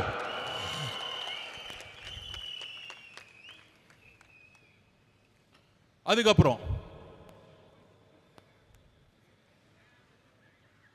நம்ம சிவகங்கை நாங்குநேரி எதுக்காக அருவாய் எடுத்துட்டு இந்த சினிமா படத்தில் வர மாதிரி எங்கெங்கெல்லாம் மக்கள் விளிம்பு நிலை இருக்க மக்கள் இருக்கிற போய் வெட்டுறது, கொல்றது, அது ரீல்ஸ் போடுறது. இதோட அடிப்படை பிரச்சனை என்ன? இதோட அடிப்படை பிரச்சனை ஒன்று தான், கஞ்சா, ட்ரக்ஸ். ஏன் 2 வயசு பொண்ணு வந்து கற்பழிக்கப்படுது? ஏன் 14 வயசு கற்பழிக்கப்படுது? ஏன் 12ஆம் கிளாஸ் பொண்ணு ஒரு இயற்கை உபாதைக்கு போகும்போது ஏன் கற்பழிச்சு வெட்டுறாங்க? நாங்க திருப்பி திருப்பி பதிவு பண்றோம் மக்கள்கிட்ட. தமிழ்நாட்டில் ட்ரக்ஸ் சேல்ஸ் அதிகமா போய்கிட்டே இருக்கு. 60,000 கோடி ரூபாய் டாஸ்மாக் சேல்ஸ் இருக்கலாம். அது மிகப்பெரிய ஒரு இந்த கவர்மெண்டோட மிகப்பெரிய பழி. ஆனால் ட்ரக்ஸோட சேல்ஸ் பார்த்தீங்கன்னா அளவுக்கு அதிகமாக போயிட்டு இருக்கா. அந்த ட்ரக்ஸ் எடுத்தவங்க மெயின் பிரச்சனையே பெண்களை வந்து கற்பழிப்பு பண்றது. அப்ப முதலமைச்சர்கிட்ட கேட்டா முதலமைச்சர் சொல்றாரு, ஒன்றிய பாஜக அரசு இல்லாம கடல் வழியை நம்ம நிப்பாட்ட முடியாது, கடல் வழியா தான் வந்து ட்ரக்ஸ் சேல்ஸ் பண்றாங்க. ஐயா முதலமைச்சர் அவர்கள், ஸ்டாலின் அவர்களே, கடல் வழியா வரலாம், நான் திருப்பியும் பதிவு பண்றதான். ரோடா சேல்ஸ் பண்றது உங்களுடைய கண்ட்ரோல்ல இருக்குன்னு ஏன் இன்னும் புரிய மாட்டேங்குது? உங்களுடைய தெருக்கள் யார் கண்ட்ரோல்ல இருக்கு? உங்களுடைய மாவட்ட செயலாளர்கள், உங்களுடைய அமைச்சர்கள், உங்களுடைய எம்எல்ஏக்கள், உங்களுடைய கவுன்சிலர்கள். உங்களுடைய கவுன்சிலருக்கு தெரியாம ஒரு வீடு கட்ட முடியுமா? ஒரு ரோடு போட முடியுமா? அப்படி எப்படியா கஞ்சா சேல்ஸ் பண்ண நடக்குது தமிழ்நாட்டில்? அதுதான் எங்களுடைய கேள்வி. உங்களுக்கு தெரியாம கஞ்சா சேல்ஸ் நடக்குன்னு சொன்னா தவறு. திமுகவுடைய அமைச்சர்கள், திமுகவுடைய எம்எல்ஏக்கள், திமுகவுடைய கவுன்சிலர்கள் யாருக்கும் தெரியாம தமிழ்நாட்டில் கஞ்சா சேல்ஸ் நடக்கிறது இல்ல. இதுதான் உண்மை. ஒரு இன்ஸ்பெக்டருக்கு தெரியாம கஞ்சா சேல்ஸ் பண்ண முடியாது. ஒரு எஸ்ஐக்கு தெரியாம கஞ்சா சேல்ஸ் பண்ண முடியாது. ஒரு கான்ஸ்டபிள் தெரியாம ஒரு கஞ்சா சேல்ஸ் பண்ண முடியாது. அப்ப இதுக்கெல்லாம் யார் பொறுப்பு? முதலமைச்சரா இருக்கக்கூடிய ஸ்டாலின் சார், நீங்கள் தான் பொறுப்பு. பெண்களுடைய பாதுகாப்புக்கு நீங்கள் தான் பொறுப்பு. ஒரே வாரத்தில் 5 ரேப் ஆகுது உங்க கண்ணு முன்னாடி. ஆனா திமுக காரன் ஒருத்தன் அதை பத்தி பேசல. அக்கா கனிமொழி அக்கா பேசல, திமுக அமைச்சர்கள் பேசல, திமுக கவுன்சிலர்கள் பேசல. திசை திருப்புறது. ஏன் திசை திருப்பணும்? யாரு பேசுறா? எங்க அண்ணன் இங்க தலைவர் மட்டும்தான் இங்க பேசிட்டு இருக்காரு. இப்ப எஸ்ஓபிக்கு வர 3வது மேட்ருக்கு இந்த மாதிரி பிரச்சனை நடக்கும் பொழுது எந்த தலைவரும் பேசுறது இல்ல. கூட்டணின்னு சொல்றாங்களே, மார்க்சிஸ்ட் கட்சியோட தலைவர்கள் பேச மாட்டாங்க. இந்த விளிம்பு மக்களுக்காக போராடிய அண்ணன் திருமாவளவன் 90-2000 காலத்தில் அவரை பேச்சு பார்த்து நான் வளர்ந்தவன். ஆனா இந்த பிரச்சனைக்கு அண்ணன் பேச மாட்டேங்கிறார். என்னன்னே தெரியல. அண்ணன் என்ன ஆனாருன்னு தெரியல. முதலமைச்சரை பார்த்தவன டக்குன்னு பயப்படுறாரு அண்ணன். எப்படி பார்த்தா எங்க அண்ணன் திருமாவளவன் 2000-ல். ஆனா இன்னைக்கு மக்களுடைய பிரச்சனைகளை பேசவே மாட்டேங்கிறார். என்னென்ன 6 தொகுதி 8 தொகுதி முக்கியமா? மக்களுடைய விளிம்பு மக்களுடைய பிரச்சனைகள் முக்கியமா? அதை சொல்லுங்க. நாங்குநேரியில் வெட்டப்பட்டது யார்? தலித் சகோதரர்கள்.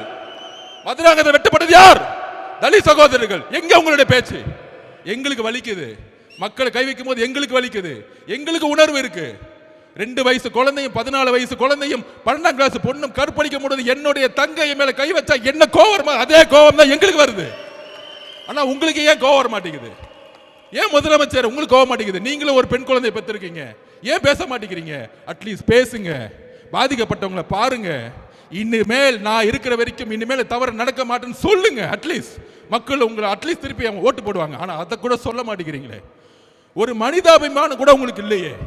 அதனாலதான் எங்களுக்கு கோபம் வருது. அப்ப இதை கேட்கறதுக்கு எங்களுடைய அண்ணன், எங்க தலைவர் மாவட்ட ரீதியா பயணம் போனார். மாவட்ட ரீதியா பயணம் பண்ணும் பொழுது ஒவ்வொரு மாவட்டத்துடைய எழுச்சிகள் பார்த்து திமுக பயந்துட்டாங்க. அப்போ உடனே செந்தில் பாலாஜிக்கு அஜெண்டா, அங்கே ஏதாவது பிரச்சனையை பண்ணி விட்டுரு. கரெக்டாக அண்ணன் பேச ஆரம்பிக்கிறாரு. நீங்கள் வீடியோவில் பார்த்துருப்பீங்க, 10 ரூபாய் பாலாஜின்னு பேச ஆரம்பிக்கிறார். செருப்பு வந்துருச்சு. எந்த மாவட்டத்திலையும் செருப்பு தூக்கி போட்டதா வரலாறே கிடையாது. ஏன்னா சுற்றில் இருக்கக்கூடிய மக்கள் எங்கள் தலைவரோட அன்பு இல்லை, நம்பிக்கை வச்சிருக்காங்க. அப்போ கரூரில் மட்டும் எப்படி செருப்பு வந்துச்சு? நேற்று பேட்டி கொடுக்குறார் செந்தில் பாலாஜி. அது என்ன, ஹாஸ்பிட்டலில் போனவங்க எல்லாத்தையும் கூப்பிடுவாங்க, என்ன மட்டும் ஏன் கூப்பிடுறாங்கன்னு தெரியல. நீ தான் ஃபர்ஸ்ட் அக்யூஸ்டு. அவ்வளோதான். செகண்ட் அக்யூஸ்டு யாரு? அவருக்கு என்ன பயம் வந்துருச்சு? ஏன் மித்தவங்கலாம் கூப்பிடல, மகேஷை ஏன் கூப்பிடல, என்ன மட்டும் கூப்பிடுங்க. அடுத்தது முதலமைச்சர் வந்தார் 2 மணிக்கு, அவரையும் கூப்பிடுங்க. அடுத்தது அவருடைய பயம் அப்படி, என்ன மட்டும் கூப்பிடாதீங்க, எல்லாத்தையும் கூப்பிடுங்க. காலையில் புள்ள வந்துச்சு உதயநிதி அவர்கள், அவரையும் கூப்பிடுங்க. அப்ப செந்தில் பாலாஜி ரெடி ஆயிட்டாரு எல்லாத்தையும் மாட்டி விடுறதுக்கு. ஆட்சி மாற்றம் முடியும் பொழுது தமிழக காவல்துறை எங்க அண்ணன் கண்ட்ரோல் வரும் பொழுது நீங்க எல்லாம் கரூர் மெட்ல ஜெயிலுக்கு போவீங்க. இது நடக்குதா இல்லையான்னு மட்டும் பாரு. இப்ப 6 டிஸ்ட்ரிக்ட்ல திருவாரூருக்குள்ள அண்ணன் நுழைகிறார். மக்களை நம்புங்க, எந்த எதிர்க்கட்சி தலைவரும் திருவாரூருக்குள்ள போவே முடியாது. ஏன்னா கலைஞருடைய மண் அது. 55% ஓட்டு போடுவாங்க. யார் எம்எல்ஏ நின்னாலும் கண்ணை மூடி போடுவாங்க. ஆனால் ஒட்டுமொத்த திருவாரூர், வேணா நான் பஸ்ஸுக்குள்ள இருக்கிறேன், நானே பயந்துட்டேன். ஒட்டுமொத்த திருவாரூர் மண்ணில் ஒரு 2 கிலோமீட்டர் போறதுக்கு 4 மணி நேரம் ஆச்சு அண்ணன் போறதுக்கு. இதுக்கு தான் பயம், இதுக்கு தான் கரூர். அப்ப கரூர்ல பிரச்சனை நடத்தி என்ன பண்ணாங்க? அவர் ஒரு கொலை குற்றவாளியில மாட்டவரத்துக்கு வேலையை பண்ணிட்டாங்க. அண்ணன் எமோஷனல் ஆளு, ஆல்ரெடி மக்களோட இறப்பு. இந்த பிரச்சனைலாம் பண்ண அரசியல் விட்டு போயிடுவார், பிரஷர் கொடுத்தா அரசியல் விட்டு போயிடுவார். நாம் அதெல்லாம் கடந்து, அவர் வழியெல்லாம் கடந்து அழுது ஒரு 50 நாள் சட்ட போராட்டங்கள்லாம் முடிச்சு, ஒருவேளை திமுக போட்டாங்க ஹைகோர்ட்ல எஸ்ஐடி போட்டாங்களே, உடனே ஒரு ஆபீசரை போட்டு அப்பாயின்மெண்ட் பண்ணாங்களே, ஒருவேளை தமிழக அரசு இந்த என்கொயரி பண்ணியிருந்தா நான் முதற்கொண்ட அருண்ராஜ் முதற்கொண்டு திரு அண்ணன் நம்ம ஆனந்தம் முதற்கொண்டு இன்னைக்கு வரைக்கும் ஜெயில தான் இருந்திருப்போம். எல்லா கொலைப்பழியும் நம்ம மேல போட்டிருப்பாங்க. இதுதான் திமுகவுடைய சூழ்ச்சி. அப்ப இதை பண்ணாங்க. சுப்ரீம் கோர்ட் ஜட்ஜ்மெண்ட் ஆகி நம்ம என்கொயரி பக்கம் போயிட்டு இருக்கோம். திருப்பி அண்ணன் ஆரம்பிச்சிட்டாரு பிரச்சாரத்துக்கு போகலான்னு கிளம்பலான்னு. அப்போ ஒரு எஸ்ஓபி போட்டாங்க, நம்ம கோர்ட்டுக்கு நம்ம தான் போகணும், எல்லா கட்சிகளுக்கும் சரிசமமான ஒரு சட்டத்தை உருவாக்கணும், பர்மிஷன் கேட்டா எங்களுக்கு மட்டும் 30 நாள் ஆகுதுன்னு. கேஸ் நம்ம தானே போட்டோம், நம்மளை கூப்பிட்டுருக்கணும்ல. ஆனால் நம்மளை கூப்பிடவே இல்லை. ஏன்னா நம்ம புது கட்சியா, கேஸ் போட்டது நம்ம தான் போய் முறையிடுறோம் கோர்ட்டில். கோர்ட்டு சொல்லுது எல்லா கட்சியும் கூப்பிடுங்கன்னு, ஆனால் நம்மளை கூப்பிடல. இந்த உண்மையை தெரிஞ்சுக்கணும். உடனே எஸ்ஓபி போட்டாங்க. அந்த எஸ்ஓபி பேர் என்ன தெரியுங்களா? சொல்லுங்க நீங்க. Stalin operating system. ஸ்டாண்டர்ட் கிடையாது, அது ஸ்டாலின் சார் அவரோட பேர்லயே போட்டுக்கிட்டாரு. என்ன போட்டுக்கிட்டாரு? அவர் மட்டும் அவர் பையனை வச்சு எத்தனை இளைஞர் மாநாடு வேணா போட்டுக்கலாம், வாரத்துக்கு ஒரு மாநாடு போகலாம். ஆனால் நம்ம ஒரு மாநாடு போகிறதா இருந்தால் ஒரு 100 கொஸ்டின் வரும். அந்த கொஸ்டின் நிரப்புறதுக்குள்ளே 15 நாள் ஆகிடும். நம்ம தலைவர் வெளியே ரோட்டில் இங்கே வந்தால் 50,000 பேர் கூடுவாங்க. கூடும் பொழுது காவல்துறை ரோடை சரியாக ரெகுலைஸ் பண்ணலன்னா திருப்பி மக்களுக்கு ஸ்டாம்பீட் ஆகிறதுக்கான ப்ராப்ளம் இருக்கும். அதனால தான் நம்ம தலைவர் ஒவ்வொரு இடத்துக்கு வரத்துக்கு யோசிச்சுக்கிட்டே இருக்கிறாரு. அவர் வெளியே வரத்துக்காக யோசிக்கல தம்பி, மக்களுடைய பாதுகாப்புக்காக தான் அமைதியாக உட்காந்துட்டு இருக்காரு. ரொம்ப தெளிவாக நான் பதிவு பண்ணுறேன். அவர் நடக்க ஆரம்பிச்சிட்டாருன்னா 1 லட்சம் பேர் வருவாங்க. அப்போ மக்கள் பாதுகாப்பு காவல்துறைகிட்ட இருக்கு. காவல்துறை எதுவுமே செய்யறது இல்லை. அப்போ திருப்பி ஒரு ஸ்டாம்பீட் ஆகி திருப்பி அவர் மேலே கொலைவழி பண்ணணும். இதுக்காக தான் எஸ்ஓபி. அப்பதான் முடிவு பண்ணோம், ஒவ்வொரு ஊரும் 15 கிலோமீட்டர் தள்ளி காட்டுல நிர்வாகிகள் மீட்டிங் வெறும் 5000 பேர் வச்சு அண்ணனை இன்னைக்கு பிரச்சாரம் பண்ணிட்டு இருக்கோம். இப்ப இந்த திமுகவுடைய சூழ்ச்சி உங்களுக்கு தெரியுதா? எதனால நம்ம பிரச்சாரம் பண்ண முடியலன்னு. இன்னைக்கு கூட அண்ணன் தூத்துக்குடி போனோம், மதுராந்தகம் போகணும்னு துடிக்கிறார். இந்த ரேப்பை கேள்விப்பட்டேன். ஆனால் அங்க காவல்துறைக்கு ரீச் பண்ணா யாரும் பதில் கிடையாது. அந்த சின்ன வீட்டுக்குள்ள போகும்போது 20,000 பேர் சுத்தி வந்தா யாரு பதில் சொல்லுவா திருப்பியும்? அப்ப என்னைக்கு நியூட்ரல் ஆகும்னா தேர்தல் கமிஷனுடைய நோட்டிபிகேஷன் வரும் பொழுது.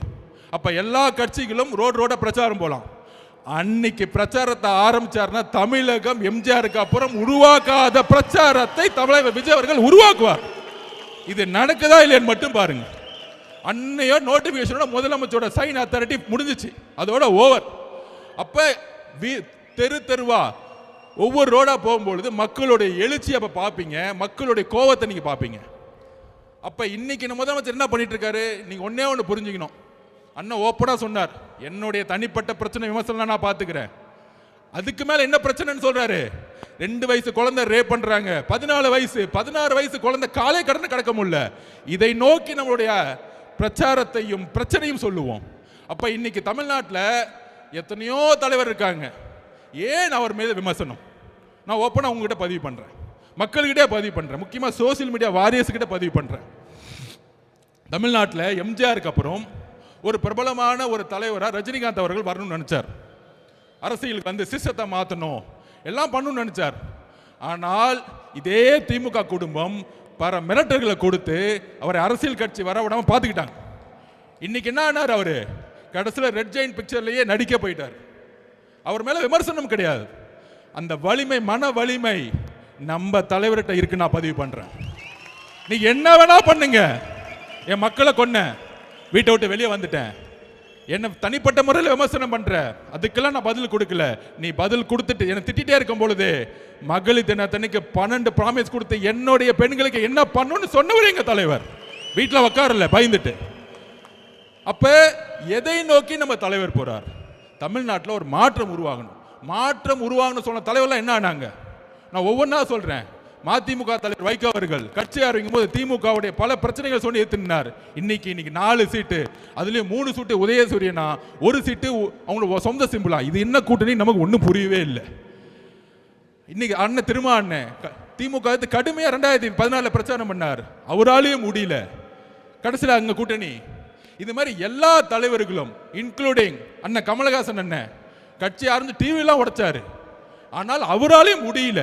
நம்ம அவரை வந்து நம்ம சிறுமைப்படுத்தல, திருப்பியும் திமுக சேர்ந்து ரெட் ஜெயின் படத்தில் நடிக்க ஆரம்பிச்சிட்டார். அப்ப எல்லாரும் ஓபிஎஸ் அண்ணன் முதலமைச்சராக இருந்தவர், அம்மா கூட விசுவாசி முதலமைச்சராக இருந்தவர், 3 தட்டி முதலமைச்சராக இருந்தவர். இன்னைக்கு ஸ்டாலின் சர்வீஸ் செஞ்சுட்டார். அப்ப அவங்களுடைய பணபலத்தை பாருங்க. எல்லாரையும் விலை கொடுத்து வாங்கலாம், எல்லாரையும் மிரட்டலாம், ஆனால் தமிழகத்தில் மிரட்ட முடியாத, விலை கொடுத்து வாங்க முடியாத அன்காம்ப்ரமைஸ் தலைவர் ஒருத்தர்னா எங்களுடைய தலைவர் விஜய் அவர்கள் மட்டும்தான். உடனே கூட்டணி பத்தி 2 நாளா பேசிட்டு இருக்காங்க. அப்படி ஆயிடுமா, அப்படி ஆயிடுமா, இப்படி ஆயிடுமான்னு. 234 தொகுதியிலும் காவல்துறை எனக்கு வேண்டுகோள் கொடுக்குறேன், நான் பேசுறதை நிப்பாட்டாதீங்க. முதலமைச்சர் ஸ்டாலின் அவர்கள் சொல்லிடுங்க, நான் ஒரு 10 நிமிஷத்துல முடிச்சிருவேன்னு.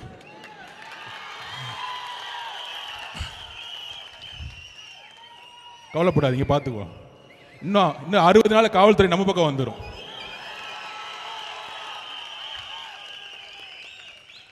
ஸோ காவல்துறை கிட்ட ஒத்துழைப்பு கொடுத்துருவோம்.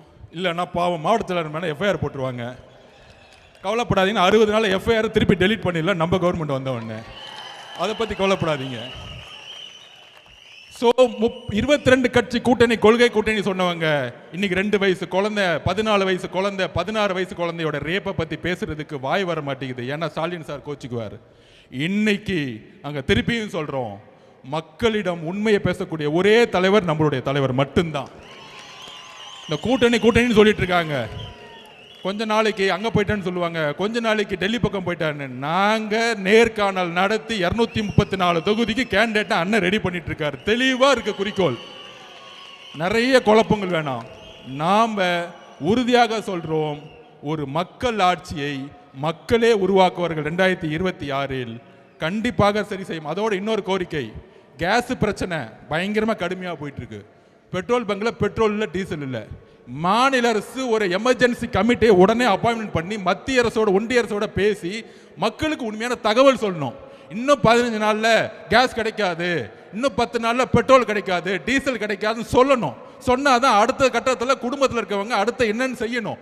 ஒன்றுமே சொல்லாமல் சும்மா எங்கேயாச்சும் டூர் போய்கிட்டு நாங்கள் ரோட்டில் நிற்கக்கூடிய அவல நிலையை திமுக அரசு உருவாக்காதீங்கன்னு சொல்லி தயவு செய்து இன்னும் ஒரு வாரம் தான் மாண்புமிகு முதலமைச்சர் அவர்களே, தூக்கத்திலிருந்து வெளியே வாங்க. உங்கள் ஆட்சியை நாங்கள் வெளியே அனுப்புறதுக்கு நாங்கள் எல்லாம் ரெடி ஆகிட்டோம். நன்றி, வணக்கம்.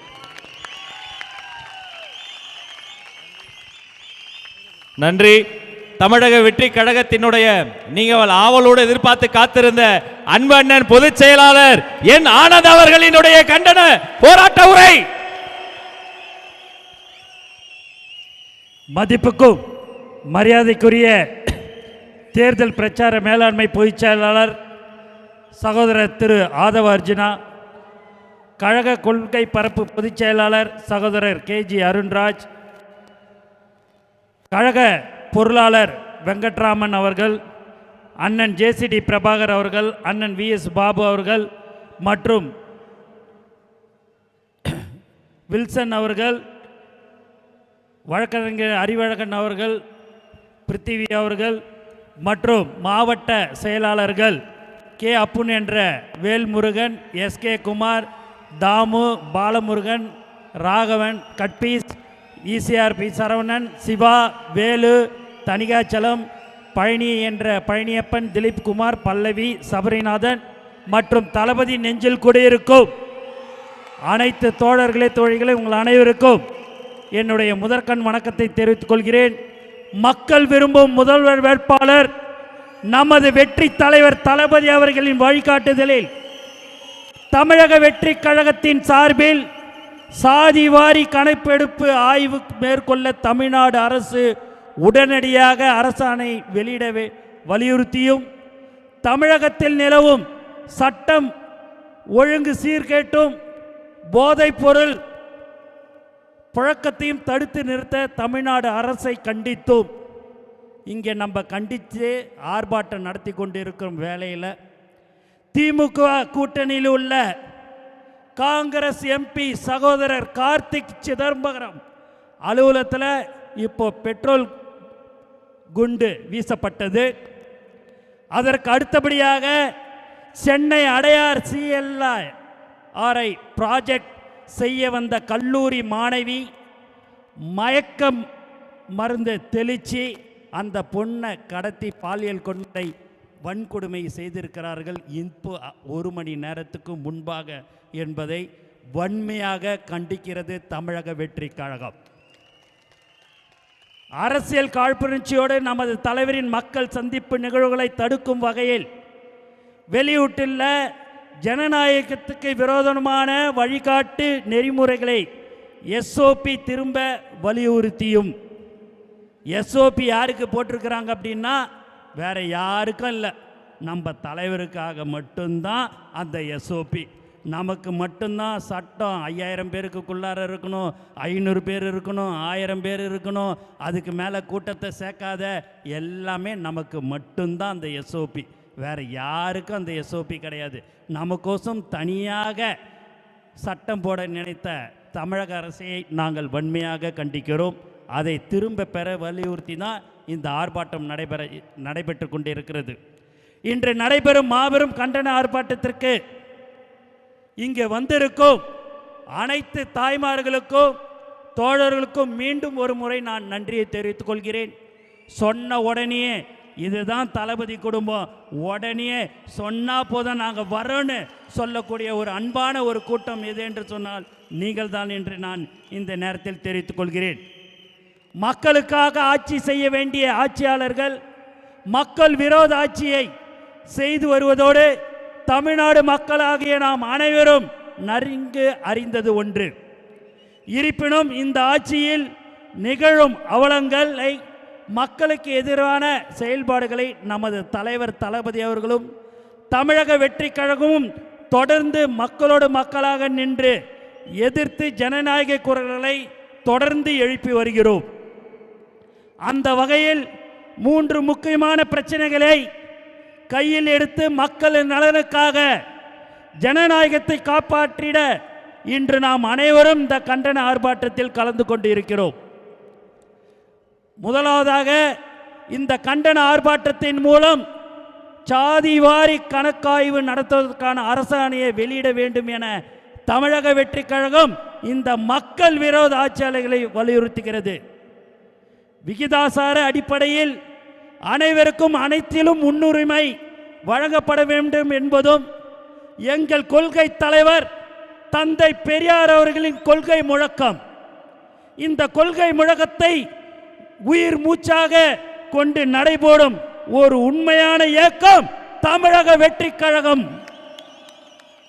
ஆனால் பெரியார் வழியில் ஆட்சி நடத்துகிறோம் என்று தம்பட்டம் அடிக்கும் இந்த திமுக அரசு சாதிவார கணக்காய்வு நடத்தாமல் சமூக நீதிக்கு விரோதமாக செயல்பட்டு வருகிறது என்பதை சுட்டிக்காட்டி எங்களது கடுமையான கண்டனத்தை இந்த நேரத்தில் நாங்கள் தெரிவித்துக் கொள்கிறோம். பீகார், கர்நாடகா, ஒடிசா, தெலுங்கானா போன்ற பல்வேறு மாநிலங்களில் சமூக நீதியை காப்பாற்ற சாதிவாரி கணக்காய்வு நடத்த முடியும் போது இந்த தமிழ்நாடு அரசு மட்டும் அதை நடத்தாமல் ஆழ்ந்த தூக்கத்தில் கனவு கொண்டு இருக்கிறது. அந்த கனவு இன்று இன்னும் 50 நாட்களில் எல்லாம் சரியாகிவிடும். திமுக கூட்டணியின் கட்சி ஆளக்கூடிய மாநிலங்களில் கூட சாதிவாரி கணக்காய்வு நடக்கும்போது இந்த திமுக அரசு மட்டும் அதை பற்றியெல்லாம் சிந்திக்காமல் விளம்பரம் செய்து மக்களை ஏமாற்றுவதே முழு நேர வேலையாக செய்து கொண்டிருக்கிறது. எனவே ஆளும் திமுக அரசு பெரியாரின் பேரன்கள் என போலி வேஷம் போடாமல் உடனடியாக சாதிவாரி கணக்காய்வை நடத்துவதற்கான அரசாணையை வெளியிட்டு அதனை நடத்த வேண்டும் என்பது இந்த கண்டன ஆர்ப்பாட்டத்தின் மூலம் வலியுறுத்துகிறோம். இரண்டாவதாக தமிழ்நாட்டில் நிலவும் சட்டம் ஒழுங்கு சீர்கேடு மற்றும் போதைப்பொருள் பழக்கத்தை ஏற்படுத்தி கொண்டிருக்கிற இந்த திமுக அரசு புழக்கத்தை கட்டுப்படுத்தி தவறிய வெற்றி விளம்பர ஆட்சியாளர்களுக்கு கடுமையான கண்டனங்களை இந்த தமிழக வெற்றி கழகம் நாங்கள் வன்மையாக கண்டிக்கிறோம். தமிழ்நாட்டில் தினசரி காலையில் எழுந்து செய்தித்தாள்களை படித்தால் எங்கு பார்த்தாலும் சர்வ சாதாரணமாக கொலை, கொள்ளை, 2 வயது பெண் குழந்தை முதல் வயதான பாட்டிகள் வரை பாலியல் வன்கொடுமையால் பாதிக்கப்படுகிறார்கள். அதிலும் பல்வேறு பாலியல் வன்முறை குற்றங்கள் செய்பவர்கள் பாதி பேர் ஆளும் கட்சியை சேர்ந்தவர்களாகவே இருக்கிறார்கள். இப்படிப்பட்ட பெண்களுக்கு பாதுகாப்பு இல்லாத ஆட்சியை நடத்தும் ஆட்சியாளர்களை இனியும் மக்கள் நம்ப போவதில்லை. நம்மளுடைய ஆட்சி தலைவர் 2026 மே மாதம் முதலமைச்சராக ஆவார் என்பதில் எந்தவித சந்தேகமும் இல்லை. ஆட்சிக்கு வரும்போது இருகரம் கொண்டு சட்டம் ஒழுங்கை பாதுகாப்பேன் என்று சொன்ன மாண்பு முதல்வர் அவர்களுக்கே அந்த இரும்பு கரம் எந்த இரட்டை பாலத்துக்கு பக்கத்தில் விழுந்து காணாமல் போனது என தெரியாமல் தேடிக்கொண்டிருக்கிறார்கள் என்று நாங்கள் நினைக்கிறோம். தமிழ்நாட்டை போதைப்பொருள் இல்லாத மாநிலமாக மாற்றுவேன் என சொல்லிவிட்டு இன்றைக்கு போதைப்பொருள் கிடைக்காத இடமே இல்லை என்ற நிலைமைக்கு மாநிலத்தை மாற்றிருக்கிற இந்த போதை மாடல் திமுக அரசை தமிழக வெற்றி கழகம் வன்மையாக கண்டிக்கிறது. பள்ளிகள், கல்லூரிகள் என சர்வ சாதாரணமாக எல்லா இடங்களிலும் போதைப்பொருள் கிடைக்கிறது. இதனால் மாணவர்கள், இளையோர்கள் பாதிக்கப்பட்டு வாழ்க்கையை இழக்கிறார்கள். மேலும் போதை தலைக்கேறி பல்வேறு குற்றச் சம்பவங்களும் தமிழ்நாடு முழுக்க நடந்து வருகிறது. இது முதலமைச்சருக்கு தெரிந்தும் கண்டும் காணாமல் இருக்கும் முதலமைச்சரை வன்மையாக தமிழக வெற்றி கழகம் கண்டிக்கிறது. இப்படி வாக்களித்த மக்களை பற்றி கொஞ்சமும் கவலைப்படாமல் சட்டம் ஒழுங்கை பாதுகாக்காத, போதைப்பொருள் புழக்கத்தை தடுக்காத இந்த ஊழல் போதை தலைக்கேறிய திமுக அரசுக்கு எங்களது தமிழக வெற்றி கழகத்தின் சார்பில் வன்மையான கண்டனத்தை தெரிவித்துக் கொள்கிறோம். மூன்றாவதாக, அரசியல் காழ்ப்புணர்ச்சியால் நமது தலைவரின் மக்கள் சந்திப்பு நிகழ்வுகளை முடக்கும் வகையில் வெளியிட்டப்பட்டுள்ள வழிகாட்டு நெறிமுறைகளை திரும்ப பெற இந்த கண்டன ஆர்ப்பாட்டத்தின் மூலமாக வலியுறுத்துகிறோம். நமது தலைவர் தளபதி அவர்களின் மக்கள் சந்திப்பு நிகழ்வுகளில் பொதுமக்கள், தாய்மார்கள், தோழர்கள் மற்றும் தோழிகள் என தன்னெழுச்சியாக மக்களுக்கு கலந்து கொண்டு ஆதரவை வெளிப்படுத்தி கொண்டு கொடுக்கிறார்கள். காசு கொடுக்கலங்க, சாப்பாடு கொடுக்கலங்க, எதுவுமே கொடுக்கல. ஆனால் தலைவர் தளபதி இங்கே வருகிறார் என்று சொன்னால் கூடுகிற ஒரு உண்மையான கூட்டம்தான் நம்மளுடைய தமிழக வெற்றி கழக நிர்வாகிகளும் சரி, மக்களும் சரி. 5000 பேருக்கு மேல் கலந்து கொள்ளக்கூடிய மக்கள் சந்திப்பு நிகழ்வுகளுக்கு அரசு காட்டும் வழிகாட்டு நெறிமுறைகள் என்பது எப்படியாவது நமது மக்கள் சந்திப்பு நிகழ்வுகளை நடக்கவே கூடாது என்ற எண்ணத்தில் தயாரிக்கப்பட்டு உள்ளது என்பது வெட்ட வெளிச்சமாக மக்களுக்கு தெரிகிறது. ஜனநாயக நாட்டில் ஒரு தலைவர் தனது மக்களை சந்திக்க முடியாத வகையில் தடுக்கும் இந்த ஜனநாயக விரோத எஸ்ஓபியை இந்த பயந்து நடுங்கும் திமுக அரசு திரும்ப பெற வேண்டும் என்று இந்த ஆர்ப்பாட்டத்தின் வாயிலாக வலியுறுத்துகிறோம். 2026 தமிழ்நாடு சட்டமன்ற தேர்தலில் உங்கள் மக்கள் விரோத ஆட்சிக்கு எதிராக எங்கள் தலைவர் தளபதியின் மக்களாட்சி நிச்சயம் அமையும். எங்கள் தலைவரின் நல்லாட்சியில் சமூக நீதி பாதுகாக்கப்படும், பெண்களின் பாதுகாப்பு 100% உறுதி செய்யப்படும், சட்டம் ஒழுங்கு பாதுகாக்கப்பட்டு பாதுகாப்பான ஆட்சி வழங்கப்படும். குறிப்பாக எங்கள் தலைவரின் ஆட்சியின் போது நீங்கள் மக்களை சந்திக்க வேண்டும் என்று சொன்னால் இதுபோல எஸ்ஓபி எல்லாம் போட்டு உங்களை நாங்கள் முடக்க மாட்டோம். ஏனென்றால் எங்கள் தலைவரின் ஆட்சி ஜனநாயக ஆட்சியாக இருக்கும். இதற்கெல்லாம் மேலாக எங்கள் தலைவரும் அவரது நெஞ்சில் குடியிருக்கும் மக்களையும் உங்களால் என்ன செய்தாலும் பிரிக்க முடியாது. இன்னும் 50 நாட்களில் தமிழக வெற்றி கழகத்தின் ஆட்சி அமையும். விசில் சத்து மகிழ்ச்சி பேரொலியாக தமிழ்நாடு முழுக்க ஒலிக்கும்.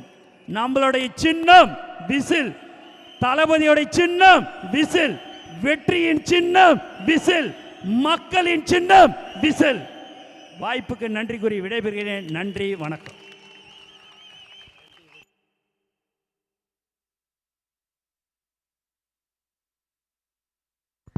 நேரத்தின் அருமை கருதி நன்றி உரை கழக மாவட்ட செயலாளர் பல்லவி அவர்கள்.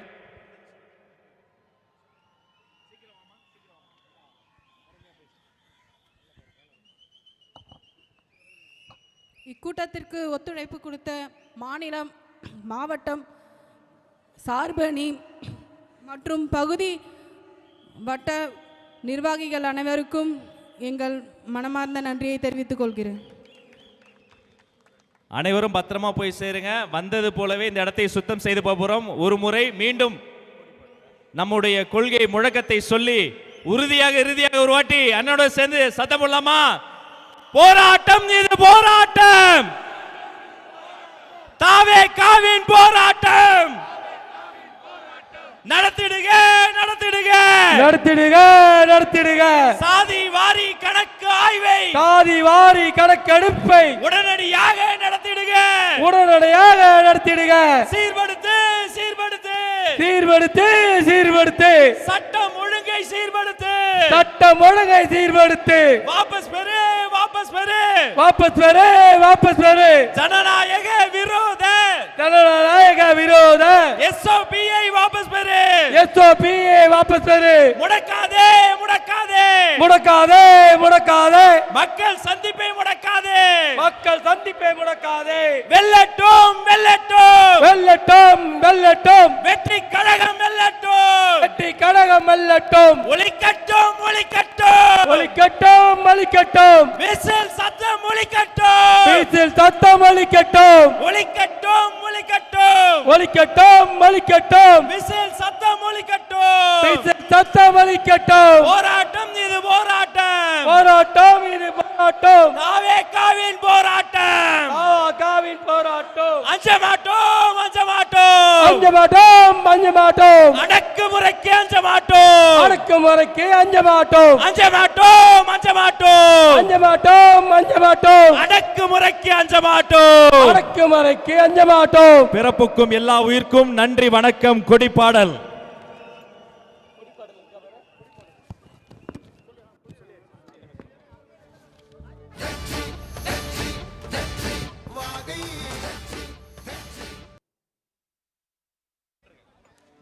கொடிப்பாடல் பா, கொடிப்பாடல் போடுங்க.